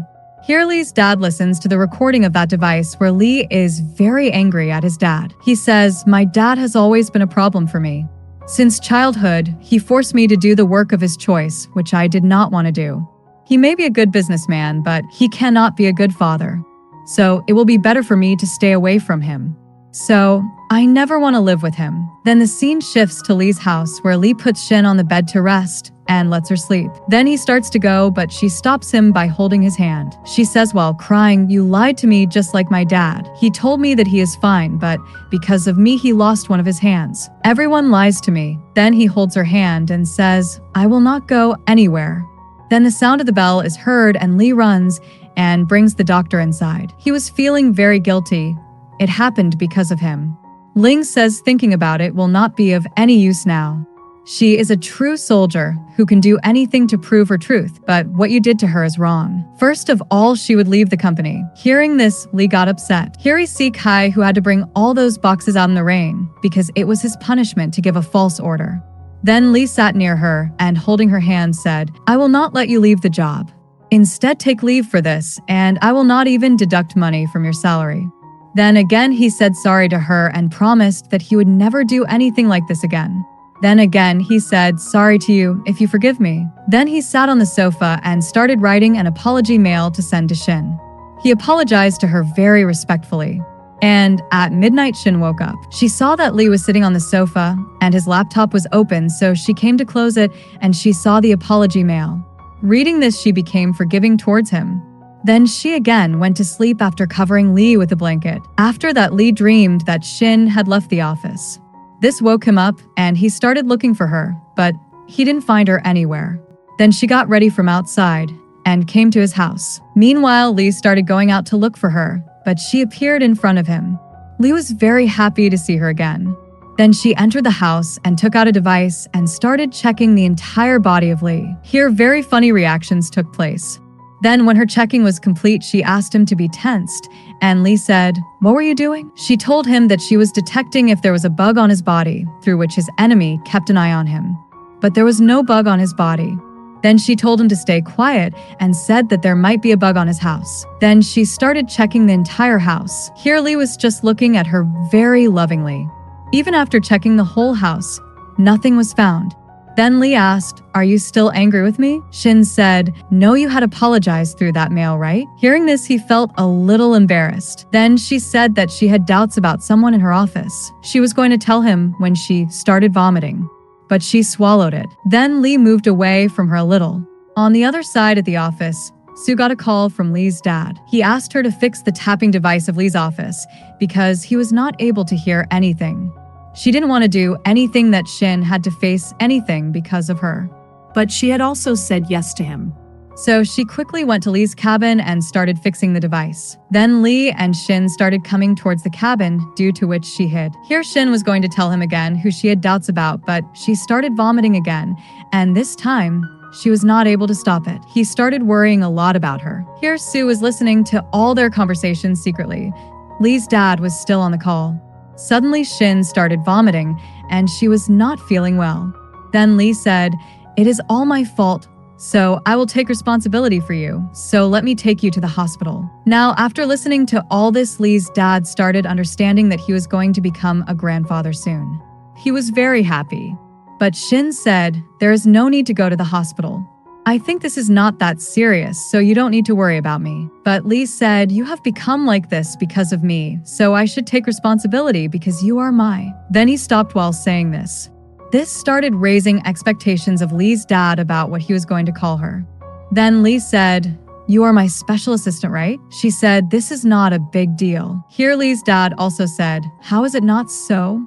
If you are pregnant with my grandson, then I and our family will keep you on our heads." Lee said, "Right now you are vomiting, so you must be feeling hungry, so I will bring spicy food for you." Hearing this, Lee's dad said while getting angry, "Are you stupid? Don't you have common sense in this? Who feeds spicy food to a pregnant girl?" Then he got very angry at Lee. Then Lee was going to bring food when he got a call in which he was called for an important meeting. Then Lee told Shen, "I have to attend a meeting." Hearing this, Lee's dad got even more angry and he shouted his name very loudly, and Sue got scared and she dropped the phone from her hand and was caught. So now she had to tell the whole truth to Lee. After that, he asked for an explanation from his dad. He said, "I just thought about your safety. That's why I asked Sue to keep an eye on you, so that I can know before any trouble comes to you." But Lee angrily closed the laptop and fired Sue. Because of her, he had to face a lot of tension. After that, Sue said sorry to Shen. Shen said, "There is no need to apologize because you had said that we are friends, so I am not angry with you at all." Then Sue told her about her two brothers who were still in school. If they came to know that she had been fired from her job, they would laugh at her a lot. Here, Shen took this thing emotionally. She thought that she belonged to a poor family, and she had the responsibility of bringing up both her brothers. Due to losing the job, it would be difficult for her now. So Shen told her that if she ever needed her, she could tell her. Then Shen called Feng to drop Sue home. This time Feng was not joking with her, rather he felt bad for her. So she asked him, "Do you hate me?" He said, "No, I just didn't like you, because you were Lee's secretary, but now that you have been fired from the job, I feel bad for you." Then he went to drop her home. Now Shen missed Sue a lot as she was her only friend in the office. Lee also noticed this, but he didn't do something. Lee said, "I cannot help you in this matter." She should have known beforehand that all this can happen to her. Then Lee said, "From now on I trust you the most, but I have a small request. Please always stay with me." Next we see the scene of a few days later. Here Lee comes to know that almost all the work of the office, which Secretary Sue used to do, is now being done by Shen, and she decided to do all this on her own. Then to help Shen, Lee divided the work between those three. Seeing this, they thought, "What happened to our boss? Why is he caring for Shen so much?" After that, Ling started asking Lee, "If you don't like Shen, then why are you helping her secretly?" Then he shut his mouth by making an excuse of cutting her salary. On the other side, at Shen's house, everyone together celebrated Shen's dad's birthday. Here Feng also brought gifts for Shen, which was a pink-colored bracelet that was not very much liked by Shen. He told her that this was a lucky bracelet which would solve all her problems. But actually, it was a couple bracelet which he had bought online because it was written on it that whoever wore it would become a couple. Then he showed her his blue-colored bracelet, which Shen liked a lot because it was her favorite color. Then she started running after him to take that bracelet, and finally she took it. On the other side, Sue was sitting alone at home and missing Shen a lot. Here Shen wanted to help Sue, so she asked the three for suggestions on how to help her. First, she gave her suggestion that she should help her financially by giving her money. Dad said that this would not be right. She could find a job for her and it would take some time. Then Misty gave an idea that she should take her out for dinner and buy some shopping cards and give them to her, saying that it was a gift from her company. This would help her, and she would not feel bad about it. Now, following this, she invited Sue for lunch. Seeing this, Sue became very happy. The next day, Shen brought breakfast for 3 people and thanked them for helping her with the work. Then they told her that she should bring it for Mr. Lee also, because he had done most of the work. Then she went to meet him where he was sleeping due to working the whole night. Then she made him wear his coat, which woke him up. Then she said, "Thank you for helping me in my work." Lee said, "All that was done by the three of us." But Shen said, "I know you have done it. That's why I want to give you a treat to help me." Then she started telling him the names of normal restaurants and asked him where he wanted to go. Lee started making faces after hearing the names of all those places and said, "All of them are local restaurants." Lee also made excuses, saying that if she wanted to treat him, then he would go to an expensive restaurant. So, was she ready to pay for it? Now that she had offered him, how could she refuse him? Then she agreed to this. In the next scene, Ling came to meet Lee and asked him, "Nowadays, you have also learned to date." Lee asked, "What nonsense are you talking about?" Ling said, "I came to know that you're going on a date with Shen, and that too in a famous restaurant. You have also started preparing for it. You have also paid in advance." Then Lee thought about how he came to know about it. Then he said, "There is no such thing. I just didn't want to eat that roadside food, so I chose that restaurant." Ling said, "Now there is no need to hide from me. It is clearly visible that you have something for Shen in your heart." Ling said, "This is a very good opportunity for you to confess your feelings to her." Lee said, "Okay, I understood," and left from there. On the other side, we see Lee's rival company's CEO, whose name was Mr. Mai. Now they had some plan ready which they're going to execute. Next we see that Shin has come to have lunch with Sue. Here Shin thinks that Sue must have never eaten this food, so she leaves all that and gives meat food to eat. Here Sue says, "I lost my job, but you don't be angry and don't blame yourself. Although it is very difficult to get a job like Runshi's company, but no problem. If I don't get a job, I will work at home." But Shin thinks that maybe she will do farming at home, and thinking this, she becomes even more sad and says, "I will help you, and I will talk to Lee about you." But Sue forbids her from doing this and says if she disturbs him by talking about this again and again, then he'll get angry. Now, hearing all this, Shin thinks that how good she is. Even after losing her job, she is still thinking about me. Then she starts serving her all the good food and pays the bill at the counter. Then both of them come out very happy and decide to come every weekend like this. Then Shin says, "Actually, I had called you here to give you something. So you have lost your job, and I have also come to know that before joining Runsher you were unemployed for several years, and due to this you probably don't have much savings, and now you also have the responsibility of both your brothers on your head." Then Shin starts thinking that maybe Sue had worked as a spy for Lee's dad to give a good upbringing to her brothers because she needed money. Then Sue understands that she has some misunderstanding. But she stops Sue from saying anything and takes out the card of supermarket from her pocket along with this her pink bracelet also falls down.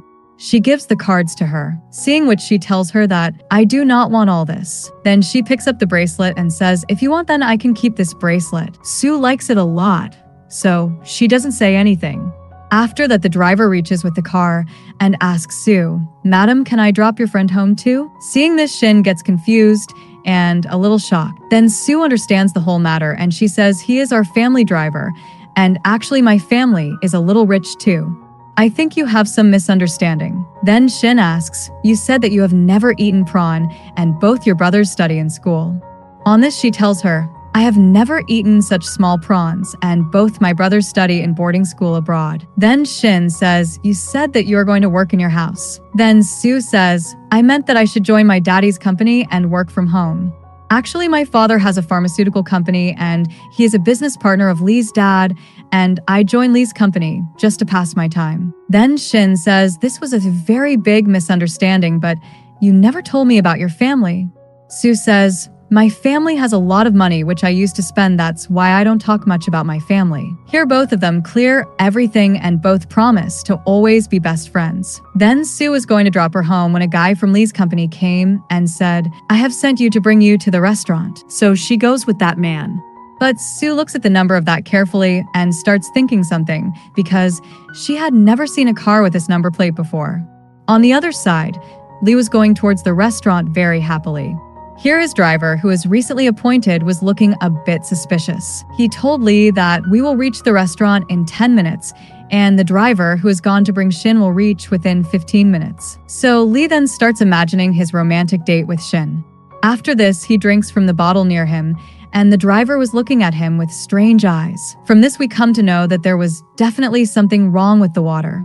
In the next scene, we see Shen. His driver was taking her from the other side by saying a shortcut, which makes her doubtful. After looking at the driver carefully, she remembers that she has never seen him in the employee list of the company. Then the driver asks Shen, if you want to drink water, you can drink it. It is kept on your side. Now, there was no signal in her phone at all. The driver tells her that there is a lot of traffic here. That's why there is no signal. Then she asks the driver, I have never seen you before. When did you join? Then the driver becomes silent. On the other side, Sue calls to find out whether the car with that number plate is in Lee's house or Lee's office, from which she comes to know that the car with this number plate is not in Lee's company. Then Sue asks her driver to follow Shen's car.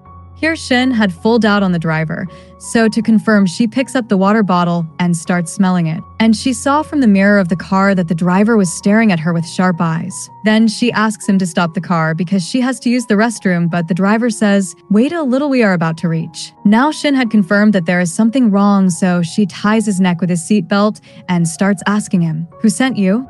And where is Lee? But that guy does not say anything. Then she makes him drink the same water from the bottle and makes him unconscious because there was a drug of unconsciousness in the water. After this, she exchanges the seat with the driver and ties his hands and tracks the starting location of the car. She understands that if they have also picked up Lee, then he must be at the starting location. So she follows the location. On the other side, Lee had already become unconscious after drinking the water. Here Shen finds a jammer in the car, which was blocking her phone signal. Now this confirms that all this is definitely someone's plan, and she leaves following the map. On the other side, it is revealed that Mr. Mai's men had kidnapped Lee, but their third partner, who was bringing Shen, was not in contact with him. A man tells his boss that Shen fights well. Then the boss says that you also know how much danger their third partner is, and if that girl tries to be too smart now, then their third partner will end her game.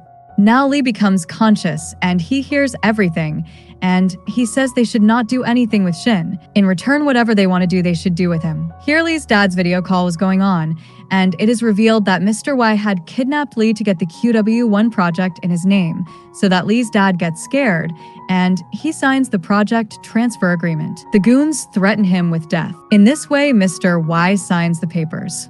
The goons ask him to fax the transfer agreement to Mr. Y. Just then, an unknown message comes that the police are going to reach soon. Seeing the message, Lee's dad pretends to ask to fax the transfer agreement. Here, while following the map, Shen reaches the starting point from where the buildings are visible around, but she is not able to understand where to go. Then she wakes that man up and asks him about going inside. The driver tells her the secret code to go inside, which is to blink the headlights of the car 3 times and blow the horn twice. Seeing this, the people above understand that he is their third partner. After this, they let her come inside. Now he does not know anything more than this, so she makes him unconscious by giving him water again. Then she gets a call from Sue, but she asks her not to worry and asks her to wait for a while. The police are also going to come here in a while. Then another man comes there, and Shen makes him unconscious, and she enters the building and starts beating the goons badly, but during this, she gets a wound on her leg. Then she finally brings Lee outside, and the police also come on time and catch those goons. Well, after coming outside, Lee gets very scared after seeing the injury on Shen's leg. She says that it's nothing, just a small injury, and she will be fine. Then Lee hugs her and says, "Thank you for saving me by putting your life in danger." He says sorry to her that every time she gets hurt while saving him, and he can never save her. But he promises her that he will not let anything happen to her again, and he will protect her. Saying this, he becomes unconscious. In the next scene, we see Lee in the hospital, where the doctor tells him that he will not be discharged until he is completely fine. Then Lee asks about Shen, and Sue tells him that she is also fine. After that, Shen goes to meet Lee. Here the assistant comes on Lee's dad's insistence and starts talking to Lee again about the QW1 project, that he has canceled his batting plans, and even after his dad's insistence, he does not listen to him. Then he asks Ling to take him to Shen. On the other side, we see Shen where her dad and Feng had come to meet her. Here, dad gets angry at her and asks her why she is risking her life. "I was very worried about you," he says. Then Shen says that she is a soldier, and what danger can she face from such small goons? And Lee is her boss who cares for her a lot, so how could she leave him alone in danger? Here Fong says, I also know how much he is caring. He just keeps touching you. Hearing this, she makes him quiet by hitting him with a pillow. Then she tells Dad that now she is fine, so he should go home. Then she asks Fong to drop him home. After that, she asks Sue to take her to Lee. Here Lee is coming to meet Shen, and then both of them are face to face. Both were very happy to see each other. After this, both of them started talking to each other in a very friendly manner. Then Shen said, now we both become friends. Lee held her hand and said, our relationship can go beyond this. By saying this, Lee started looking romantically at her. Then Shen said, then we both become brothers. On hearing this, Lee's mood got off, and he quickly left from there. Here Fong saw that pink bracelet in Sue's hand, due to which he thought that he had given it to Shen. Then how did it come to Sue? Next, Lee got discharged from the hospital, and now he would have to rest at home.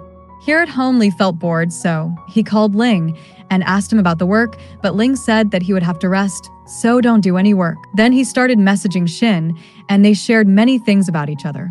Then Shen told him that till he is resting at home, she would cook food from her home and send it to him. Seeing this, Lee became very happy. After that, Shen made a lot of food with her dad for Lee and then delivered it to Lee's house. When the food reached there, Lee's happiness knew no bounds. Then Ling asked him to tell the truth. Do you like Shen or not? Hearing this, Lee started getting nervous. Then Ling said, I knew that you have fallen in love with her, but are afraid to express your feelings. But before that, it is important to know whether she likes you or not. But even before knowing this, you have to impress her. Then you have to do something for her that makes her very happy. So Lee followed this idea and came to meet Sue, and he offered her a job again. Hearing this, she got very happy and promised Lee that she would not do any spy job in the future. But Lee said, you have to do this work for me. Then the scene cut there. In the next scene, Sue reaches Shen, and here they start talking. Sue tells her that Lee hired me again. Hearing this, Shen becomes very happy.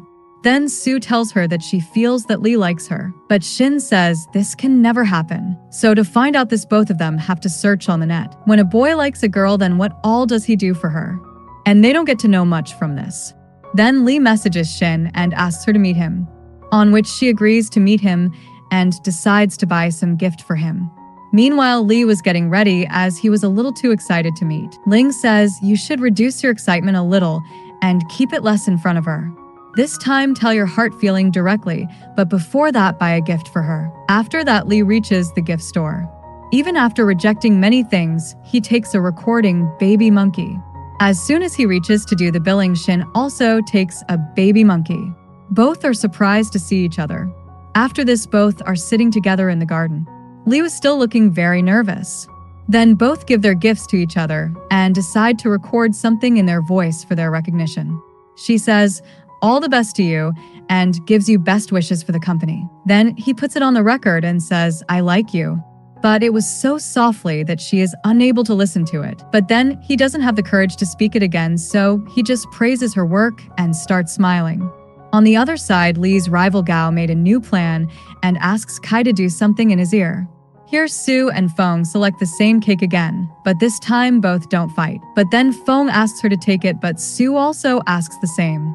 Then both of them decide that both can share half-half, so both sit with half-half cake with juice. Here Fong asks her, when Lee had thrown you out, then why did you come to work for him again? On this, Sue starts praising Lee a bit too much and says, how handsome is Mr. Lee?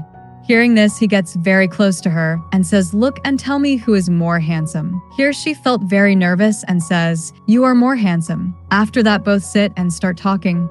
Then from their conversation, we come to know that Lee wants to buy a prosthetic hand for her dad. After this, the office scene is shown where Lee announces Shin's promotion and increases her salary. Hearing this, Shin becomes happy, and all the other old employees look upset. Here Lee also becomes very happy because by this she will definitely get impressed by him. Here we see that Kai reaches the research center and starts copying some data from a system. Then Fong sees him and he leaves from there, showing his seniority. After that, Fong informs Ling about this, and Ling asks him to check the system and find out if the data has been transferred or not. Here Lee was looking very happy. He tells Sue that now Shin will definitely get impressed. I have promoted her and increased her salary too, so she cannot reject me.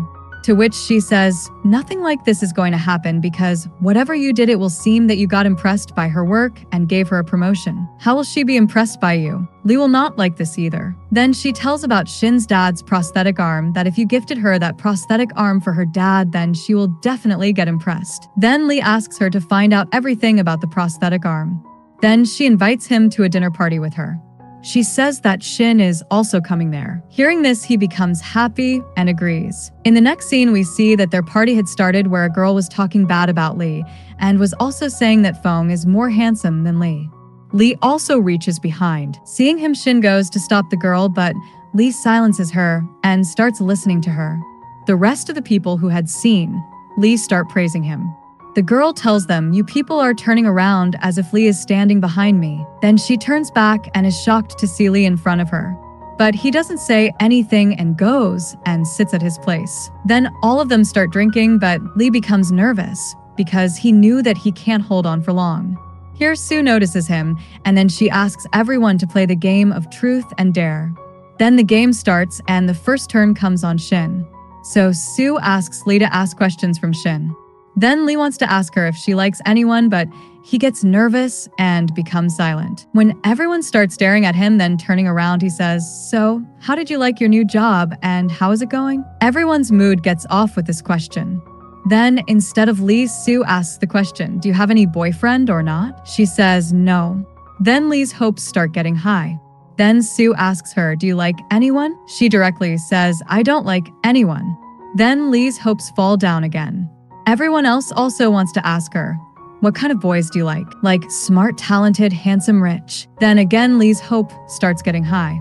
But Shen says, all of these is not my type. Hearing this, Lee gets confused and asks her, what kind of boys do you like? Then whatever qualities. She says Lee did not have any of them, due to which he gets very angry. After that, the next round starts and Lee's turn comes. Then they start going to ask him questions, but he says that he wants to do a dare.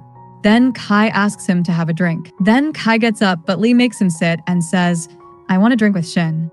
Then Shen gets up and says, what a drink, in the glass, and she gives him the bottle, and both of them start drinking. Then she was still fully conscious, but our hero faints in a while. So now who will drop him home? Of course, Shen.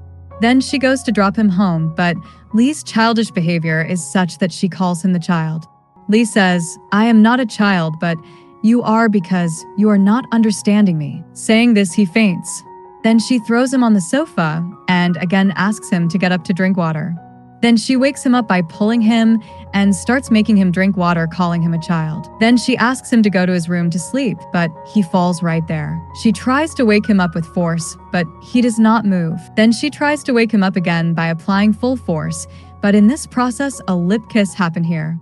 She gets completely shocked, and he falls asleep on her shoulder. Then she throws him away. In the next scene, we see that she comes to his house to pick him up, and thinking about the last night's kiss, she is getting very nervous. Here Lee did not remember anything about the last night, so she calms her mind and comes inside. Then Lee starts asking her about last night. Then she tells him that you had drunk too much last night, that's why I came to drop you home. Then he asks, what did I do after getting drunk? Did something happen because I am feeling a little pain in my body? Did you hit me? But Shen says, no, there was nothing like that. Then Lee goes to get ready, and here she was only thinking about that kiss scene. Just then Lee comes and leaves for the office. After reaching the office, Ling tells him about that incident of Kai.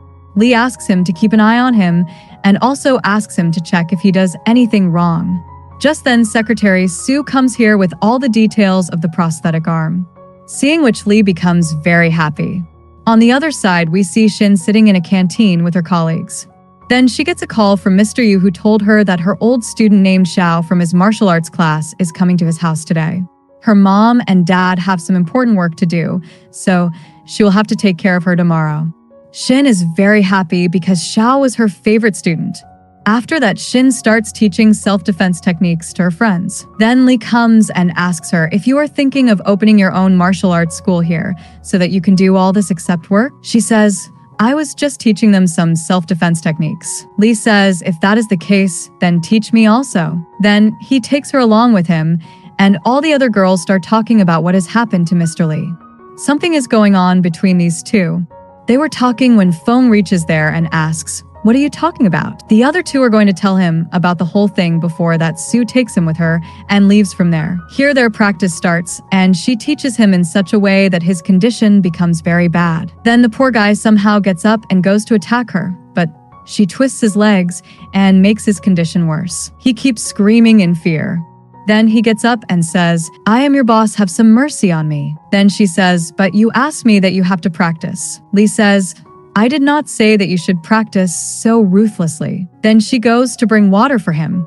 Here he sees Sue and Fong, who is now slowly becoming friends. Sue asks him about his girlfriend. He says, "I do not have any girlfriend." Then she asks, "You must be crazy about someone, or you must be liking someone." Then he tells her that he likes Shen since many years, and he has come here only for her. On the other side, Shen brings water for Lee.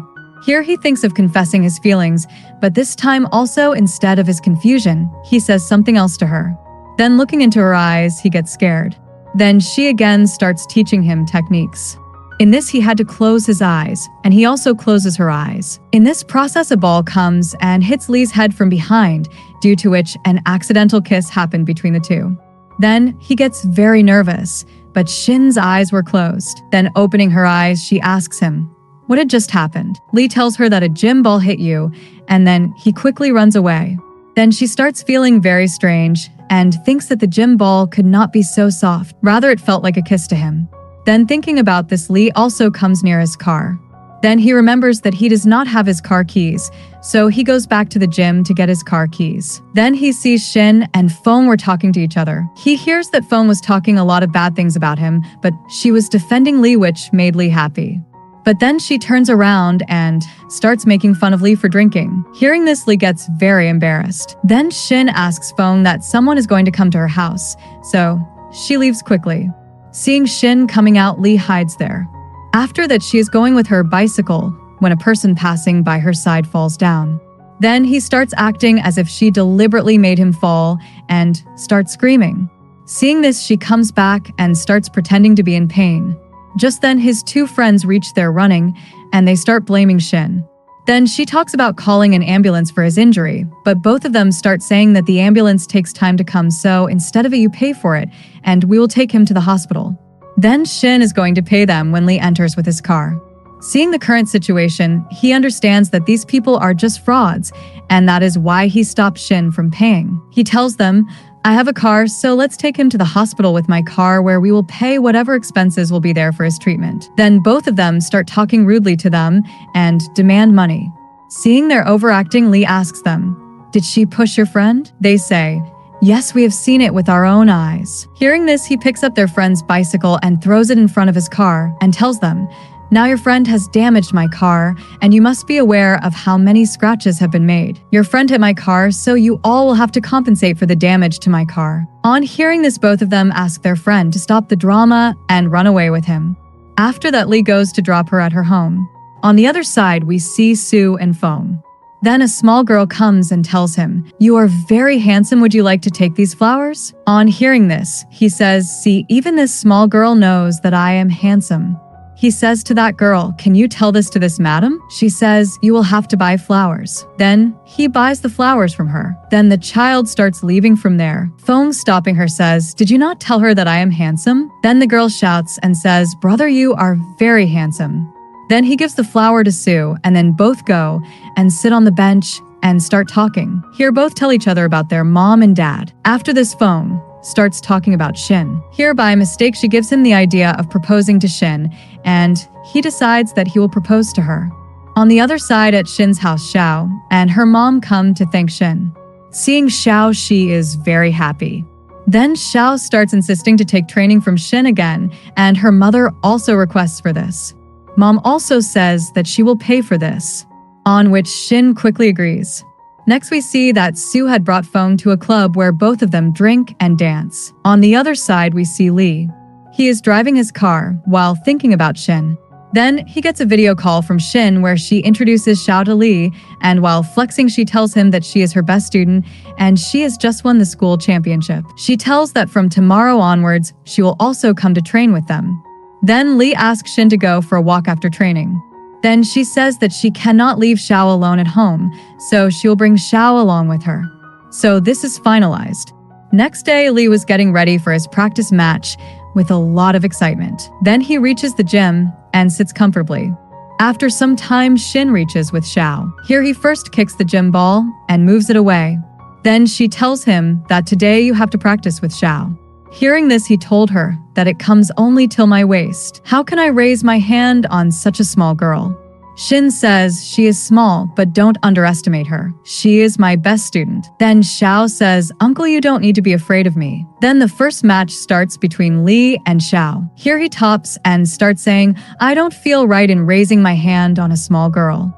She can get hurt somewhere. Shen says, first you think about yourself. He says, I am just worried about her. Then Xiao tells him, Uncle, are you not afraid that I will beat you badly? Li says, why would I be afraid of you? I was just worried about you. Xiao says there is no need for that come in the field. When their match starts, then just like her teacher, she beats up Li very badly. Sometimes by bending his hands and sometimes by bending his legs. Then he gets up with a lot of hard work and gets ready for the second round. Only then, while stopping him, Shen says that now they have to do exercise. But Li had already been tired, so he requests Xiao to ask her teacher to stop all this. But Xiao tells Shen that Uncle does not want to do exercise. But then Li himself starts exercising, but in this process he gets so tired that he sits on his knees. Then somehow he manages to get up. On the other side, Feng has reached Shen's house to have lunch with her, and today he was going to confess his feelings to her, but this chance is also missed as there is no one at home. Then he messages Shen and tells her about his coming home. Then she asks both of them about going home because Feng has come to her house, but Xiao says, right now we are going for a walk and I also wanted to eat ice cream. But she asks her, is he very handsome? She says, yes, he is very handsome. So Xiao says, okay, then let's go home now. On hearing this, Li takes Xiao in his arms and offers her to eat good food, play many games, and have a lot of fun so that she agrees, and our hero got a chance to spend more time with Shen. Then she tells Feng through a message that she has come out to hang out with Li and Xiao. Hearing this, he gets upset. Then he calls Sue and invites Sue to have lunch with him. Here these three are enjoying to the fullest. He feeds Xiao her favorite ice cream and her favorite food. They continue their fun like this. Meanwhile, Feng tells Sue the story of his one-sided love and tells her that he was going to confess his feelings today, but couldn't get a chance to confess. Then he shows her the picture of a place where he wanted to take Shen today. Then a flashback shows that he had decided to confess his feelings on his 18th birthday at the same place, but she had not even come there on the day of the meeting. Coming back to the present, he had also brought a ring to propose to her. Then Sue asks him, what if you get rejected? He says it will definitely hurt a little and it will be difficult to forget it, but I will try to control myself. Hearing his words, Sue also feels a little sad for himself. Meanwhile, these three were trying to get out a toy, but they both are not able to get even a single toy out. Then Li tries to get it out, but even after trying for a long time, he is not able to get it out. Here Shen starts making fun of him. On the other side, as soon as she comes out of the cafe, she hugs Feng to make him a little comfortable and is about to leave in her car. Just then, Feng sends a message and invites her to go with him to the same place where the photo was taken, which makes her very happy. Here Li was still stuck in the vending machine because Shen had made fun of him, and even then, he was not able to get even a single toy out. Seeing this, Xiao and Shen buy another toy and bring it to him. After this, all three of them start roaming around with their toy. Here, both of them reach that place where there is a big penthouse. No one has come to this place since that day, so this place was in a bad condition. So a lot of dust had accumulated there. Then both of them together start keeping the place clean.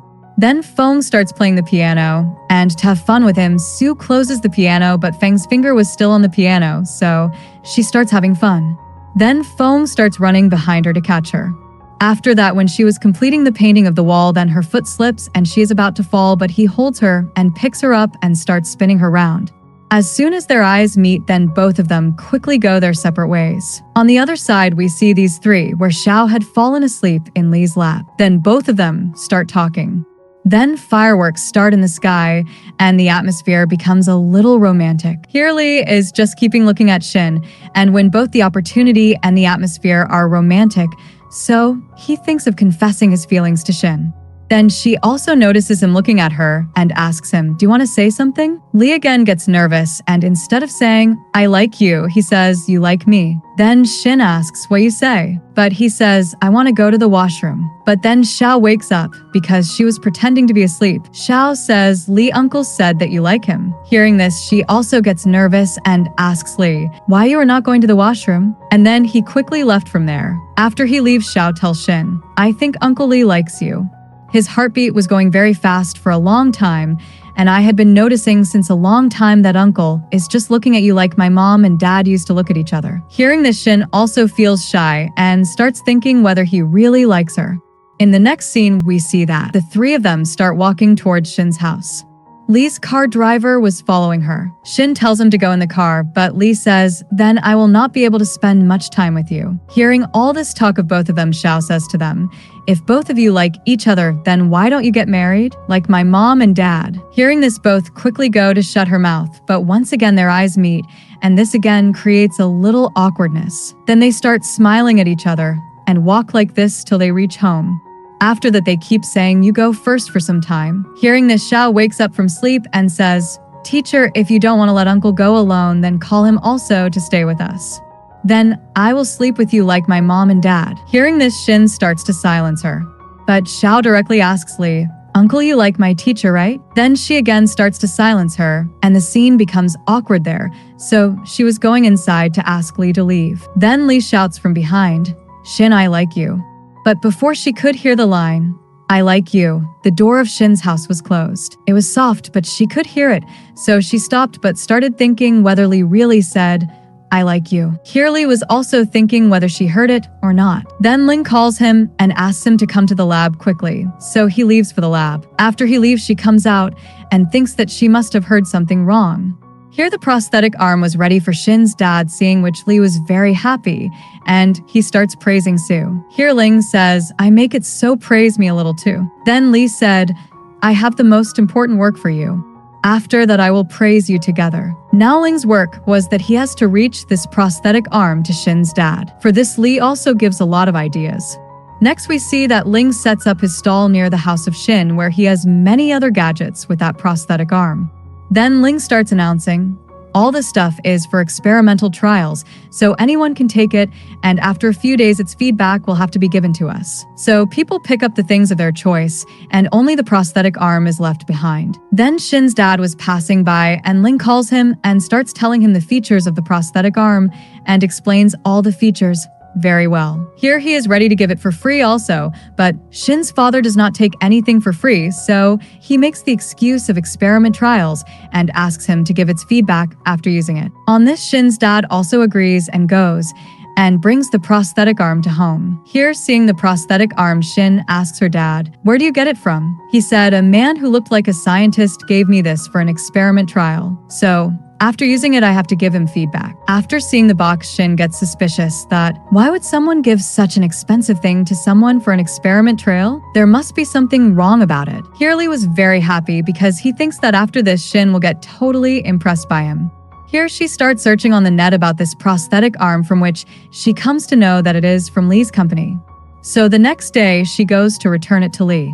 Then while returning it, Lee says, "This is from me for your father." But she refuses to accept it. You can keep it as a medical benefit of the company, but still she refuses to take it because she wants to buy this prosthetic arm with her hard work. So both of them were arguing about the matter.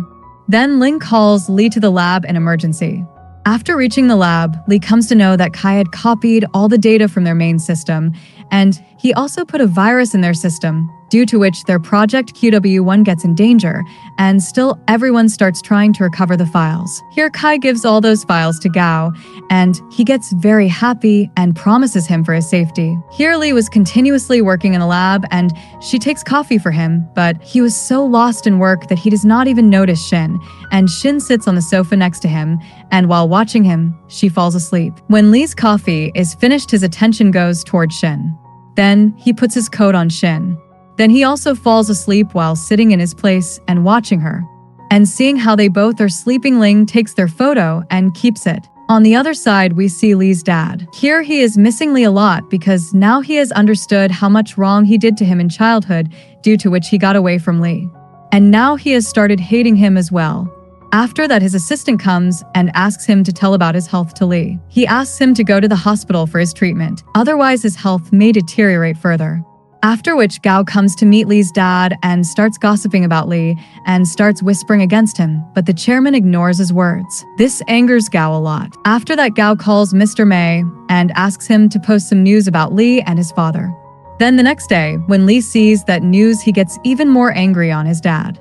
On the other side, we see that Shen collides with Lee's dad, who has come to the office dressed as a worker.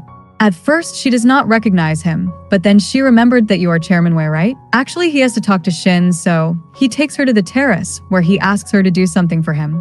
She refuses at first and says that she does not want to become your spy. She cannot give him any news about Lee. Then Mr. Wei says to her, I don't want to make you a spy, rather, I want you to convince Lee to come back home, because you are the one whom he obeys. Then he explains in detail about the distance between him and Lee, like he never cared about him since childhood. He forced him to do things of his dad's choice, but now he regrets this. So he now wants to live with his son Lee for the rest of his life. So he asks Shen to help him. After that, she also reaches Lee where he was angry with his dad because of the morning article. So he was boxing to vent out his anger. Seeing this, Shen says, you should go home once to calm your mind. Now on hearing the name of the house, he says to Shen, has my father sent you here? If you have come to convince me for this, then I don't want to talk about this. Then he gets angry and starts leaving from there. But she stops him and says, he regrets and now he wants to live happily with you. Now on hearing this, Lee gets even more angry. So he scolds Shen and leaves from there. After this, he goes to drink with Ling. Here he says, Shen also doesn't understand me, neither my feelings, nor does she like me. Now she has also gone to my father's side. She only supports him. She doesn't understand my pain. On hearing all this, Ling starts saying, it is possible that your father has really changed and he regrets his actions. So you should not get angry even on Shen. Ling says you should think about it once. Now thinking all this, Lee does not get sleep at night. So he sits down to drink again, and he also places that monkey in front of him given by Shen and starts remembering his childhood memories. Here we see a flashback that his father never spent time with Lee. He just remains busy in his work, and he sent him to study in childhood itself, and his future was already decided. He will have to top his school, college, and university, and then he will have to join the company. But Lee had no interest in this. He has to do this by force of his father, and due to this, a lot of anger was filled in his mind for his father. So after coming back from studying abroad, he not only greeted his father, but also stopped talking to him. Here, at present thinking about this, he was having drink after drink. Then in the next scene, we see the morning scene where Lee opens his eyes and sees Shen in front of him, and he was shocked to see her. On top of that, she was also wearing Lee's t-shirt. Seeing this, he gets nervous and asks her whether anything had happened last night and why are you wearing my t-shirt? And the most important thing, you were here last night. Then how did you reach here? Then stopping his questions, she says, you had vomited on our clothes last night, so you yourself gave me your t-shirt to wear. Then we are shown the flashback of how she reached here. As he had done earlier, also after drinking, he calls Shen, but does not say anything. So she reaches his house to check, but after knocking the door many times, he does not come. Then she calls Ling and asks him, where is Lee? He tells her that he will be at home. Then he tells her about the duplicate key of the house.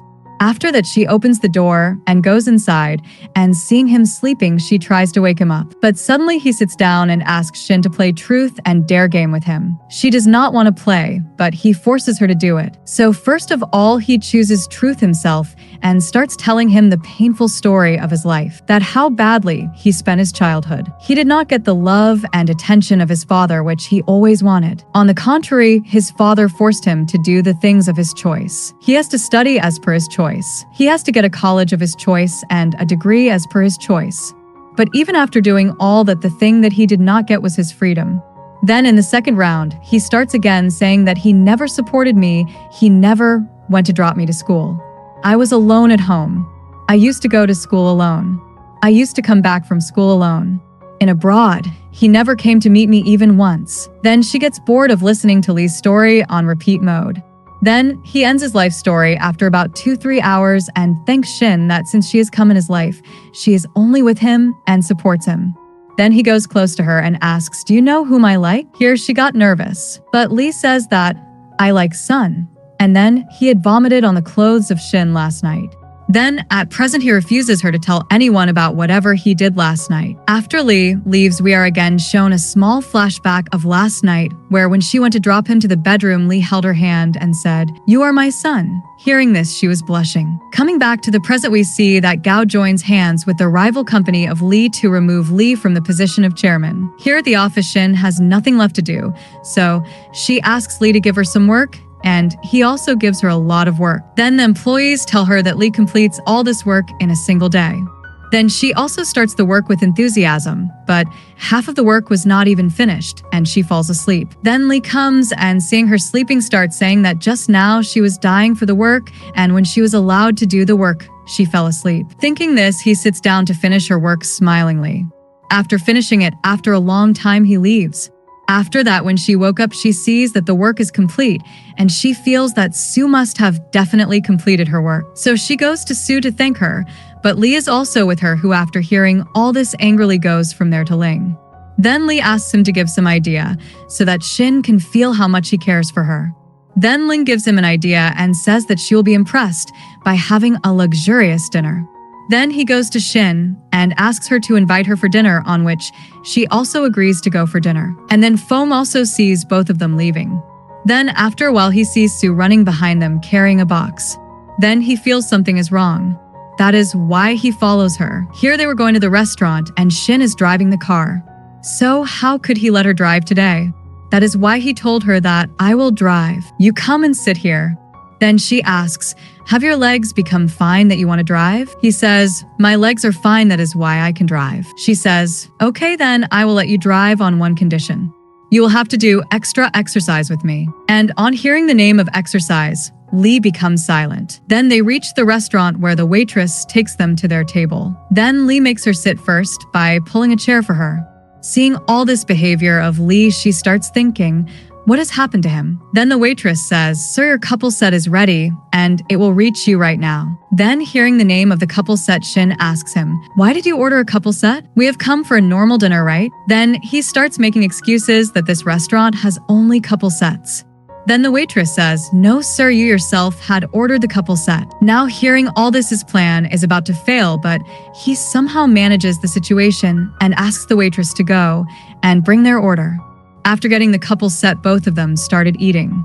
Then he remembered the words of Ling that he had told him to spill food on their clothes while eating, so that their clothes would get spoiled. Then he brought a couple dress for Shin, and they would wear it and go for a walk. Then our hero starts throwing the food towards Shin, but she catches all the food and asks him, "Boss, why are you throwing food on me?" Now hearing this, he said, "I was just seeing how active you are and whether you can protect me or not." After eating, both of them came out. Lee was kept looking at her, and she noticed this thing and asked if he wanted to talk to her about something. Then he gathered courage and went to tell her his heart feelings, but Ling stopped him, who was on a Bluetooth call, and called him to himself. Then Lee makes some excuse and goes to meet Ling.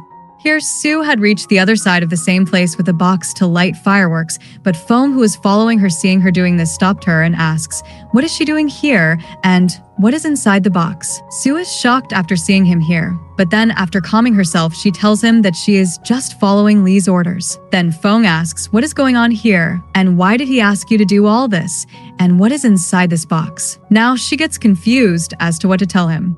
Here Lee reaches Ling, and Ling gives him flowers and gives an idea to propose Shin by giving her flowers. Lee likes this idea a lot. Just then they see that she was chasing a thief. Now his proposal plan flops badly, and he becomes sad. On the other side, these are fighting for the box, but Sue kicks him and takes the box. But even after waiting for a long time, when Sue does not get a call to light the fireworks, then she hands over the box to Foam, and both of them start walking. Here Foam was just keeping looking at Sue. Meanwhile, Lee is waiting for Shin to come. Just then, she also comes here with her owner badge, which was given to her by the police to catch the thieves. She was very happy to show Lee. Then Lee was getting upset because of the injury on her hand. Shin said that all this is nothing. It will get better on its own. But Lee gets worried about her. That's why he goes to get medicine for her. Coming back, he starts applying medicine on her hands where he tells her that today he had brought her out to tell her something, but even now he was not able to say anything. He starts to leave, but Shen had understood this long ago. So she stops him and says, "So you like me, right?" Before he could say anything, she asks again, "You told me that I like you that night, and I heard it. I also came out to check, but by then you had already left." He replies, "Yes." Then she says, "That night after drinking you said that you like sun, and that sun is me." He again replies, "Yes." She says, "Then what are you waiting for?" Hearing this, Lee immediately kisses her, and from now on both officially become a couple. Here Sue and Feng light the fireworks, seeing which she is very happy, and she also holds Feng's hand. Here Feng was just keeping watching her, and it seems that the love story of these two will start soon. In the next scene, we see that Lee starts telling all these things to Ling with great excitement. Just then Sue comes there, and hears the talks of both of them. Then they refuse to tell this thing to anyone. But then she gets very excited and goes to meet Shen, and is very happy for Shen. Here Ling gives Lee the pro tips to become an ideal boyfriend. After that, according to the tips, Lee does not even let Shen pick up the files, and he snatches them from her. But Shen refuses and says that they will have to pretend to be assistant and boss at office. Then he asks Shen to come behind him to talk, where he complains to Shen and says, "I am your boyfriend, so I want to take care of you, but you do not let me take care of you." Then Shen says that from now on she will give him equal opportunities, but not in the office. In the office, he will have to behave as her boss. Then Lee also agrees to this. After that, Lee goes to a meeting where Shen also went with him. Lee signs some documents with a Russian businessman, and here she has some doubts on them. Then, after seeing off those people, Shen takes Lee aside and is about to tell him that she has doubts on them. But then he kisses her, and she becomes silent. He says, "Being my girlfriend, you will have to kiss me too." But then, leaving all this, she quickly starts going behind them, where they follow the cars of the people. Then she tells the reason for doubting them. The first thing that Shen noticed was that during the meeting, they were understanding Chinese. They were just pretending with the translator. Secondly, she sees the man's watch. Then their car stops in a parking lot where a man comes to meet them, but both of them are not able to see his face. Then Shen starts their car to follow them, but Lee stops her and says that there is no need for it. Lee says that the man's face must be captured in that car, which is parked just in front of them. Hearing this, she is very impressed by Lee's smartness, and he tells her that if she wants to learn such skills, then she just has to kiss him. Then Lee puts his face forward, but we see that she gets down from the car and leaves. After that, everyone is sitting in the office. After that, when Shen is about to leave for the house, he stops her and asks her to work overtime with him. Here, when Feng asks the reason for overtime work, he gives him an important task, which was to bring the footage of the dash cam from the car owner. Now, before Feng says something, Sue says that she and Feng are ready for this. After that, Sue and Feng go to the girl, who is the car owner, and they start asking for the footage. Sue says that in return, if she wants money, then they are ready to give it. The girl first refuses to give the footage, but calls Sue with her and asks her to sit on the chair in front of her. As soon as she sits down, the chair breaks down, and she falls down, which the girl records in her phone. Then she asks them to leave from there and refuses to come and disturb her again. Otherwise, she will upload this video on social media. So both of them leave from there, but here Feng finds some chats of the girl. So both of them reach her office with full attitude, and now he finds some chats of the girl, and first he makes her delete the video, and then he asks her to send the footage of the dash cam to the email given by him within 1 hour. Otherwise, he will leak the chats about her getting plastic surgery done. So the girl quickly sends him the footage of the dash cam to the email given by him. Then, after completing the work, both of them are leaving, but then her leg gets sprained. Then Feng lifts her in his arms and starts taking her away, and seeing this, Sue starts blushing and smiling. Then in the office, they come to know from the footage that the man who came to meet the Russian was the same person who had trapped Lee and Shen in the cold storage room. So they start thinking what these people want to do. Next, we see that the office hour had ended, and Lee comes out of the office looking for Shen, who had already left, but he finds Feng there, so he asks about Shen. But on the contrary, Feng starts asking him why he keeps looking for Shen, and anyway, the working hours are already over. So what is the use of all this? Here he was directly insulting him, but after getting fed up, he tells Lee that she has gone home. Hearing this, Lee gets upset because she did not even tell him before going home. So the next day, he was sharing his sorrow with Ling and Sue and also getting angry on Shen. Then Ling says, "If you are so worried, then call her." Lee says, "Yes, you are right. I am her boyfriend. I can get angry with her for this." But as soon as he gets a call from Shen, he melts and starts talking to her lovingly. Seeing this, Ling and Sue say, "You have to get angry with her." But right now, he cannot hear all that. Here we come to know that Shen had gone to a factory to find out something from where she gets all the information with the help of phone. Here Lee calls her to meet tonight because today was the second day of their relationship, which he wanted to celebrate, and she also agrees. And then Fong comes to take Shen with him. On the other side, Lee was getting very happy. But then he gets a message from Shin that she cannot come today as she has to do something important. Seeing this message, Lee gets upset again. Then he gets angry and tells both of them that now he is very angry with her, and this time he will vent his anger on her. Just then he gets a call from Shin, and again the anger of Lee is gone, and he starts talking to her lovingly. Here she says that she'll come, and hearing this, Lee gets very happy, and he quickly goes to meet her. Here Shin did not want to upset Lee, so as soon as she comes, she hugs Lee. Then she tells him that his dad, Mr. Wei, had called her to meet him. He had asked her to go close to Lee and convince him to come back home, but she clearly refuses. Lee gets happy after hearing this and says to her that, "My girlfriend cares a lot about my feelings." She also tells him that his father has said that he should not contract with Russians because they can be dangerous for him. She keeps telling all such things, just then Lee kisses her. On the other side, we see Sue and Ling sitting in a bed. Then she gets a call, and she leaves from there. After she leaves, another girl comes there, and she was the same girl whom Ling had seen in the cocktail party. He had liked that girl very much, so he directly asked her for the contact number. This makes the girl smile, and she gives her number. Here we see that Sue had come to meet Fong. He had called her to meet him, where he asks her that if he is not with her, then how does she handle that girl? She tells him that no matter how much that girl troubles her, her father shuts her up because she was going to tell him about this. And if once her father comes to know that someone has troubled his beloved daughter, then he will throw her in the ocean. Hearing this, he gets scared and says, "Please don't do anything like this. If you have any problem, then tell me." Then he tells her that he has written a letter for Shin in which he also writes his heart feelings, and he sends this letter to Shin's house. Hearing this, Sue gets upset. Here, after reaching home, Shin messages Lee and tells him that she will cook food for him tomorrow. But when she reaches the office with food, she finds out that there is some problem in the company.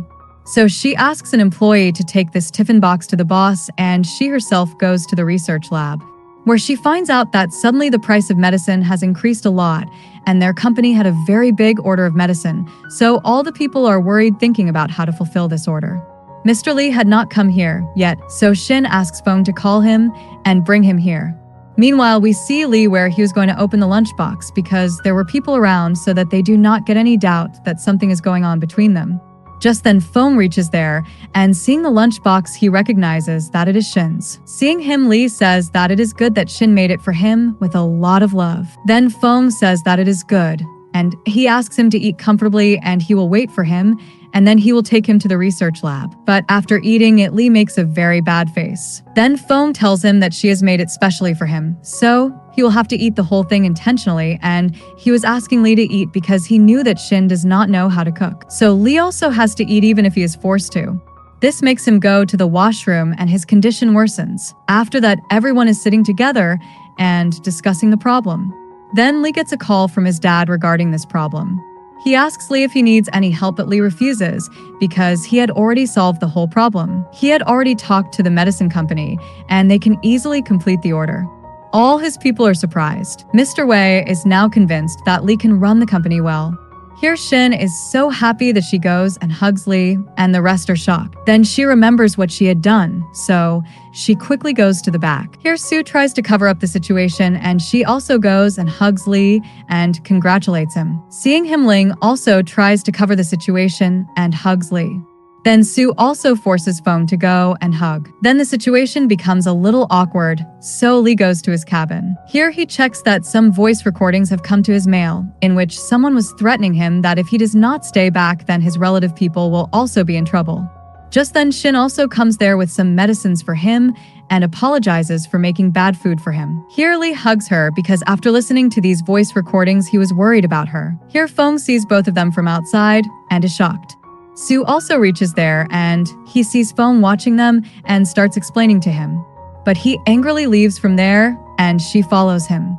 Then she tries to explain to him, but he gets angry and says that you don't want me to propose to Shen. She tries to make him understand, but he doesn't listen to her and he started going out and Sue still follows him. On the other side, when he hugs her suddenly, she asks him in tension what happened. He seemed upset too. Then she starts massaging him, but it was less of a massage but more of a torture because her hands had too much power. So, what he does to stop her is take her for a date. Meanwhile, before the postman leaves for Shin's house, Fong stops him on the way. He asks him to return his letter, but the postman asks him to show his ID.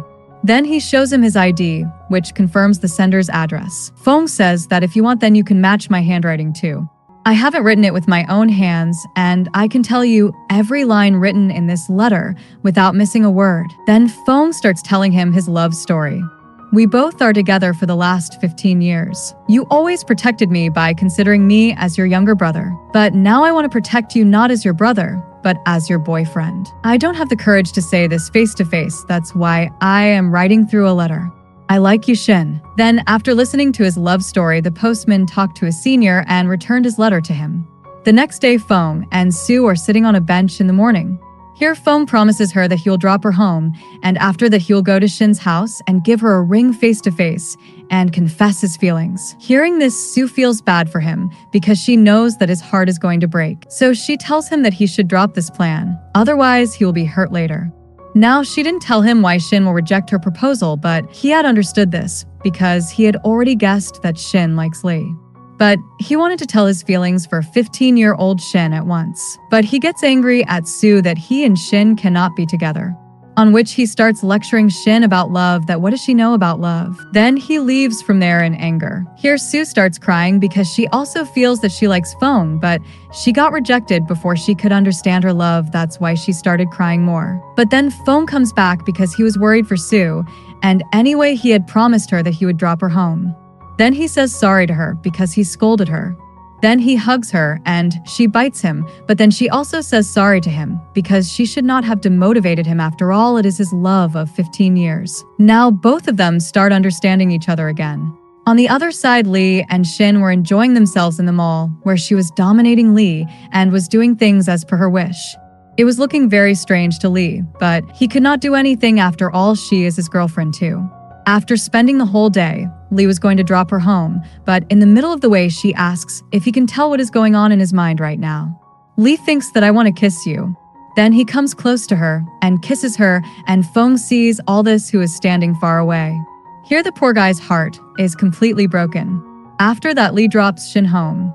She checks his phone and finds that there were a lot of missed calls from Fong. Her phone was on silent mode, so she didn't know.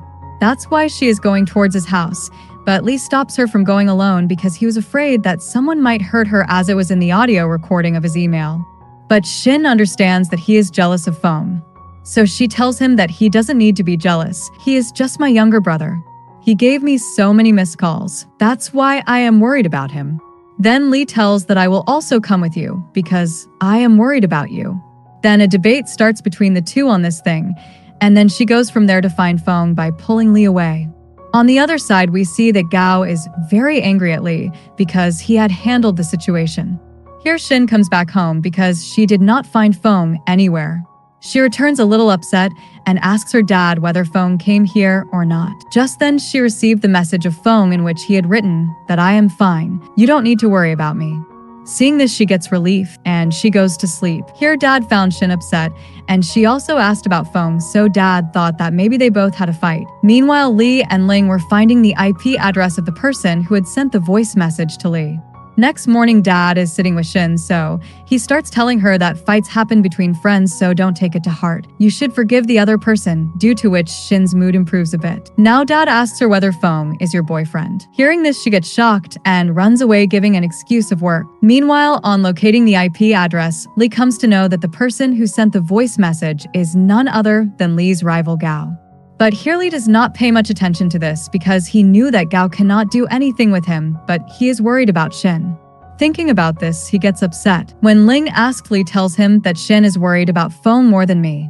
Ling asks, "Are you being jealous of a small child?" Lee says, "What nonsense are you talking about? We had just had a little argument." But Ling tells him that he loves her, right? "Then you must know what you should do now." After that, Lee calls Shen to his house to meet him. For some time, both of them sit quietly. Lee was unable to talk to her face to face, so he had made a recording of himself. Then he starts it, and after saying sorry in the recording, he quickly turns off the recording because there was something ahead that he did not want to tell her. Now she also forgives him, and she also says sorry to him, so everything becomes fine between both of them. Then both of them are going to kiss each other, but then the recorder turns on, in which Lee says that please do not get angry at me and do not be angry with me in the future because I love you. Hearing this, Lee gets a little embarrassed, but now everything has become alright between both of them. That's why both of them are happy. In the next scene, we are shown Feng. He is roaming around with his broken heart, and he remembers the time spent with Shen, and he also started drinking. After that, he calls Shen and directly asks her if she likes Lee. She tells him the truth and says sorry for not telling him before, but he wishes good luck and says stay always happy with him and disconnects the call. Then he starts drinking like a heartbroken lover. While here we are shown Sue, who is eating a lot today, so his mom and dad start talking that normally she doesn't eat so much. What is the matter? Maybe she is stressed. I think it is some love affair. It seems our daughter has fallen in love with someone. Sue also hears their talks, then she tells them that I am not in love. Today was my holiday, so I was enjoying my day. Then mom asks, on holidays you go out with your friend. Sue tells that her friend has got a boyfriend. That's why she is spending time with him. Then they also ask Sue to find a boyfriend for herself too. Then dad also talks about sending her to a blind date with his friend's son, who has just returned from abroad. Before she could say anything, she gets a call from Shen, who tells her that she is not able to find Feng. He had called her a while back and said some strange things to her. After that, I am not contacting him. Hearing all this, Sue quickly starts going towards Shen's house. She was also getting worried about Feng. On reaching Shen's house, where Sue tells her about the one-sided love of so many years with Shen, here Shen understands that she likes Feng by listening to her words. Then Sue says that she knows where he would be right now, so Shen asks her to go to talk to him. Shen says that you understand Feng very well, so you should go to him. So next she reaches there. As soon as she goes to the wooden house, Shen was completely drunk there. First, she starts explaining to him that he should not drink so much. His health can get bad, but he was not listening to her. Then she goes to stop him again and again, but he asks her to leave from there. Hearing this, she gets hurt, but still she angrily confesses her feeling to him and tells him that she will never meet him again. Then she starts to leave, but Feng stops her and kisses her and then picks her up and takes her to the bedroom. In the next scene, when he regains consciousness, he finds out that Sue had left her pink bracelet there. So he remembers the time he spent with her and also realizes that he likes her. Here, suddenly, a big problem arises in the office because the Russian company has announced it through the bankrupts. This means that they will not be able to pay for the huge amount of money that they have already invested in the company. So they all start solving this problem. When Lee's dad comes to know about this, he gets very angry at Lee because he had already warned him not to do the order. After that, Shen had come to Lee's house to resolve this matter. After a while, Lee's father also reaches there. He gets very angry for this mistake, so Lee promises him that he will solve this problem at any cost. Then he leaves the house and Shen follows him. She also sends a message to Lee's dad that she is following Lee so that he need not worry. After that, Lee gets into a fight with some goons on the way and Shen reaches there, and then both of them beat up the goons and make them run away.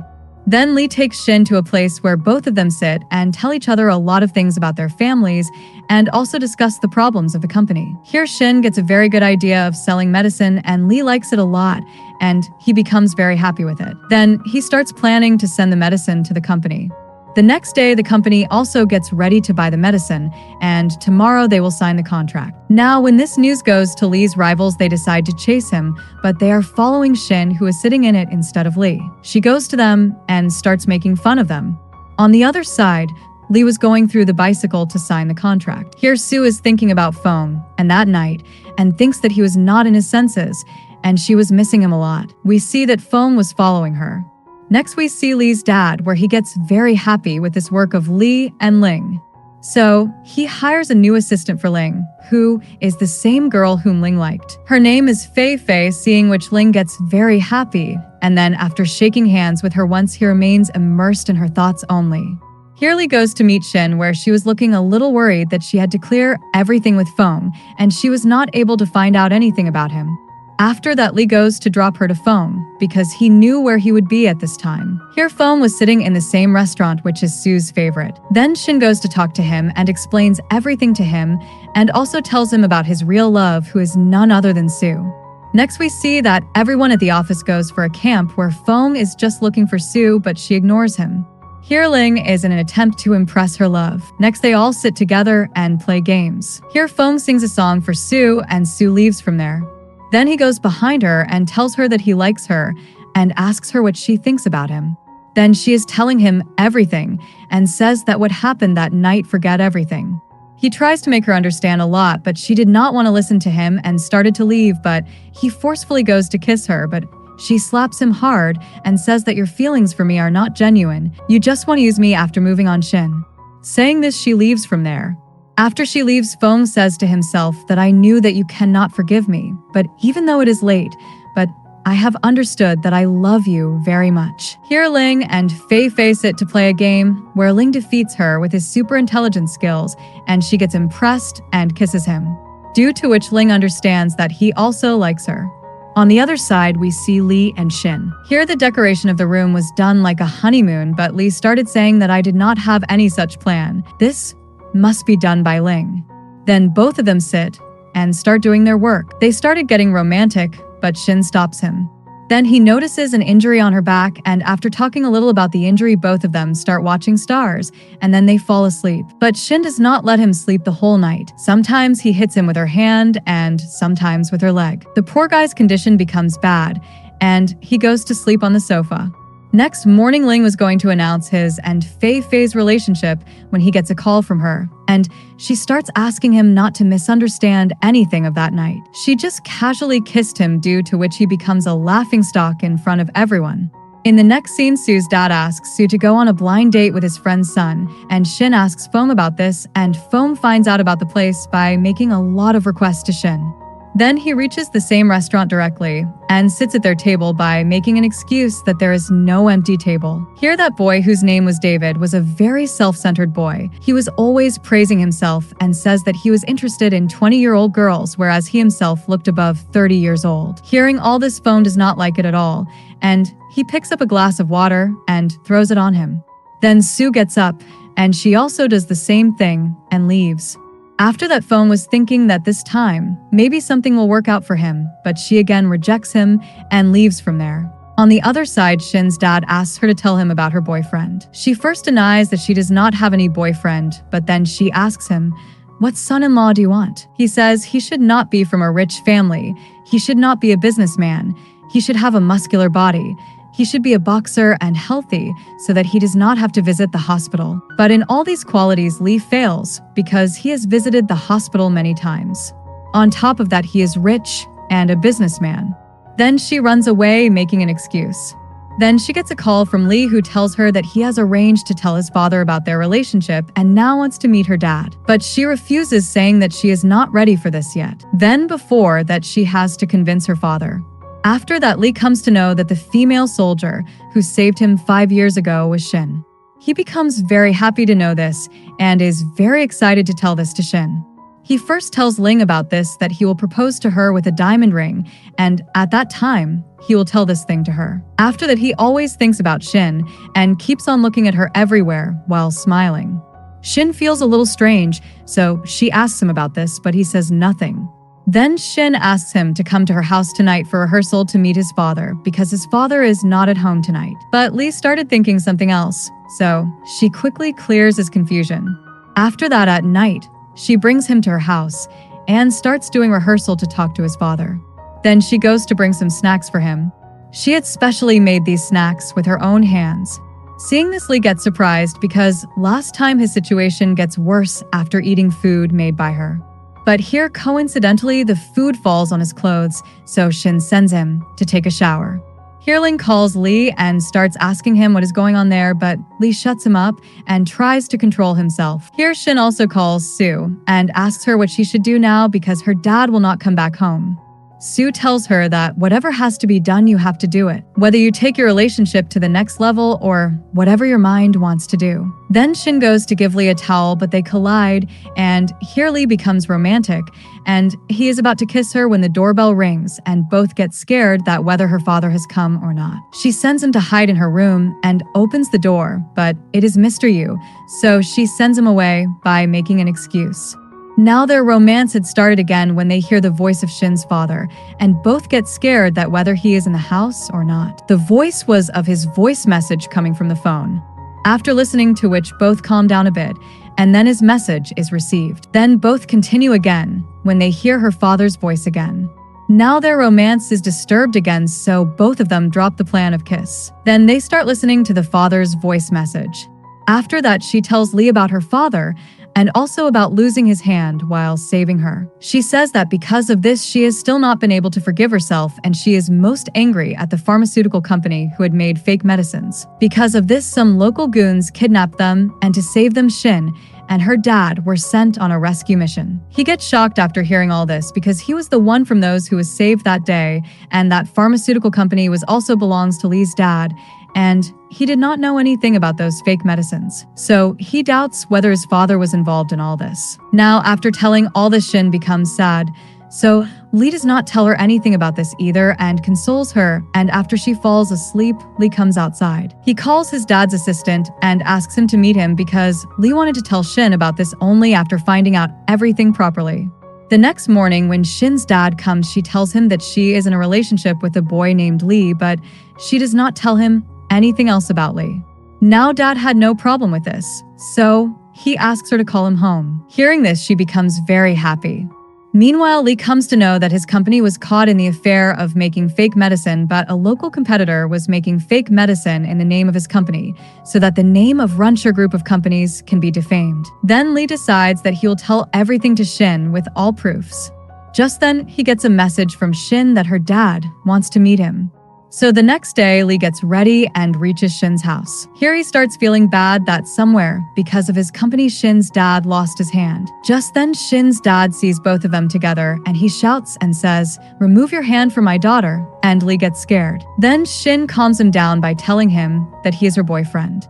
So Shen's dad calls Lee inside to talk to him where a dangerous meeting is to be held. Dad asks him question on question, and it seems that a military training is going on here.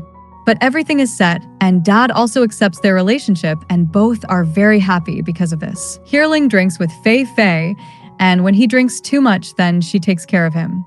The next day, Lee tells Ling everything about what happened to Shen's dad, and whether his company has any connection with those fake medicines or not. Here both decide to find out the truth behind this.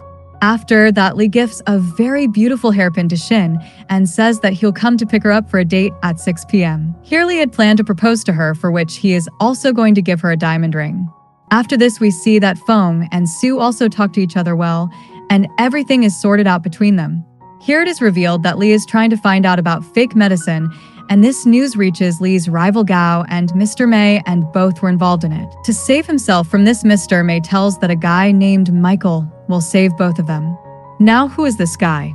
We will get to know later. On the other side, Lee had prepared a full proposal plan for Shen, but before that, Shen comes to know in the news that Runcher Group was involved in the fake medicine case. Hearing this, she gets heartbroken.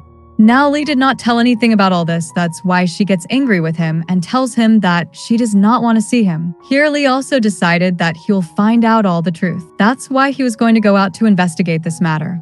Then Sue tells Shen about this, so Shen goes to talk to him. Here Lee also promises her that he will find out the truth and prove that Lee and his dad had not a hand in the fake medicines. Saying this, he leaves. Then we come to know that Fei is the daughter of Mr. Wei's assistant, Mr. Kong, but their relationship is not very good because Mr. Kong left her mother and ran away because of doubts.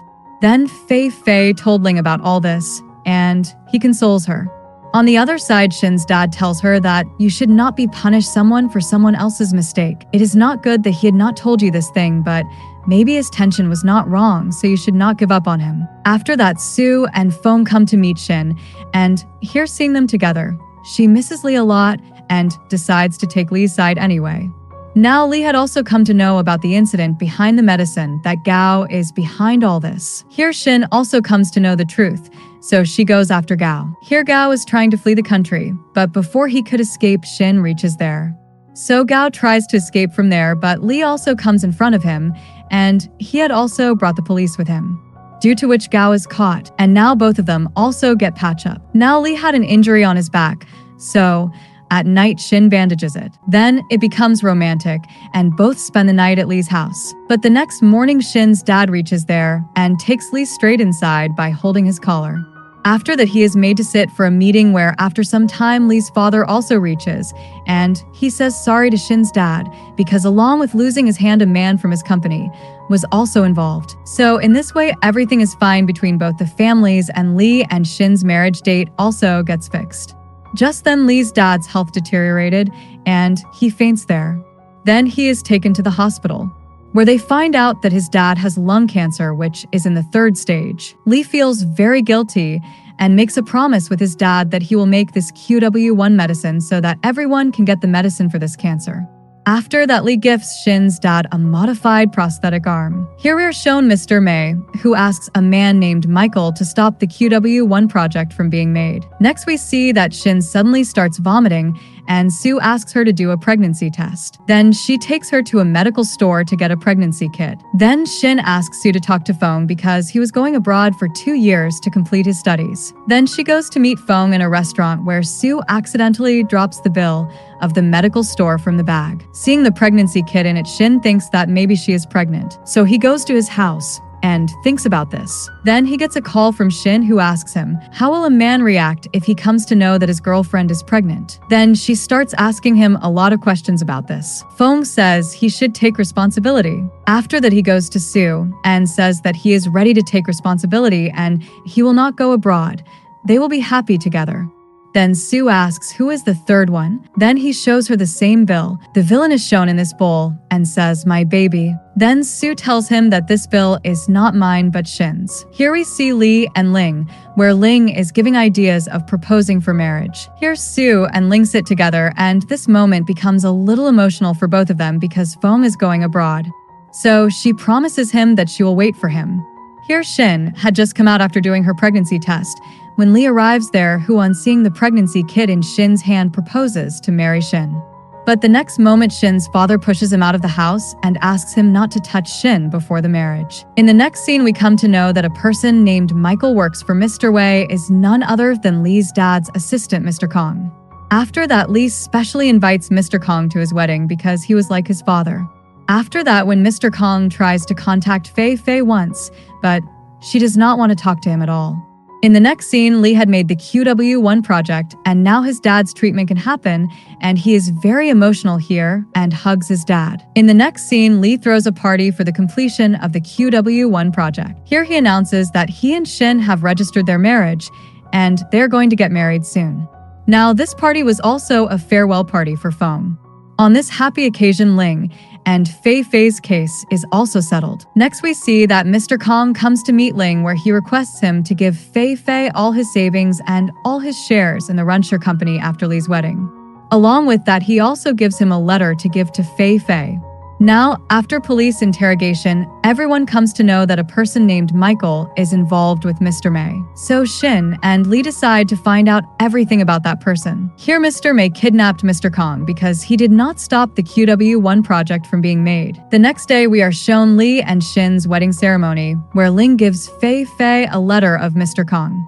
In this first, Mr. Kong had apologized to her and her mother, and in the letter, he had given her the full details of all the scams he had done with Mr. May and Gao. He also tells that Mr. Wei's success is gradually increasing, and because of jealousy, I shook hands with Mr. May and Gao. Here in the middle of the wedding, both Lee and Shen come to know that Mr. Kong has been kidnapped.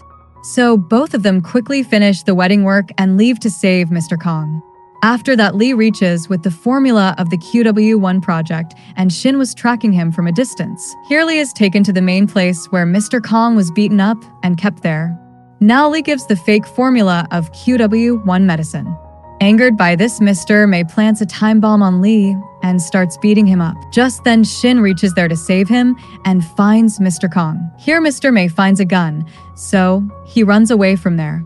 Here at first, Shin brings Mr. Kong outside and then goes and tries to defuse the bomb, but she is unable to defuse it. But in the end, both of them run away before the bomb explodes. After which, all the incidents of Mr. May are shown in the news. Then a scene of 5 years later is shown directly, from which we come to know that the relationship between Ling and Fei Fei had also improved. On the other side, Sue and Feng had also got married, and they both had started a cosmetic company together. Here, Lee also had children, and Shin is still busy solving crimes. After that, all of them meet in a restaurant for New Year celebrations, where Lee was telling everyone the story of his survival from the bomb blast 5 years ago. In flashback, we see that after the bomb blast, Mr. May returned where Shin had fainted. Mr. May tries to kill Lee, but he had defeated him with a technique taught by Shin. In this way, he saved himself and brought Shin out. After which, Shin woke up directly in the hospital, where they came to know that Shin was going to have twin babies. Now at present, they celebrate Happy New Year with great pomp and show, and with this happy moment, this drama has a happy ending. How would you like this drama, and which was your favorite character? Let us know in the comments, and don't forget to subscribe to our channel for watching more dramas like this.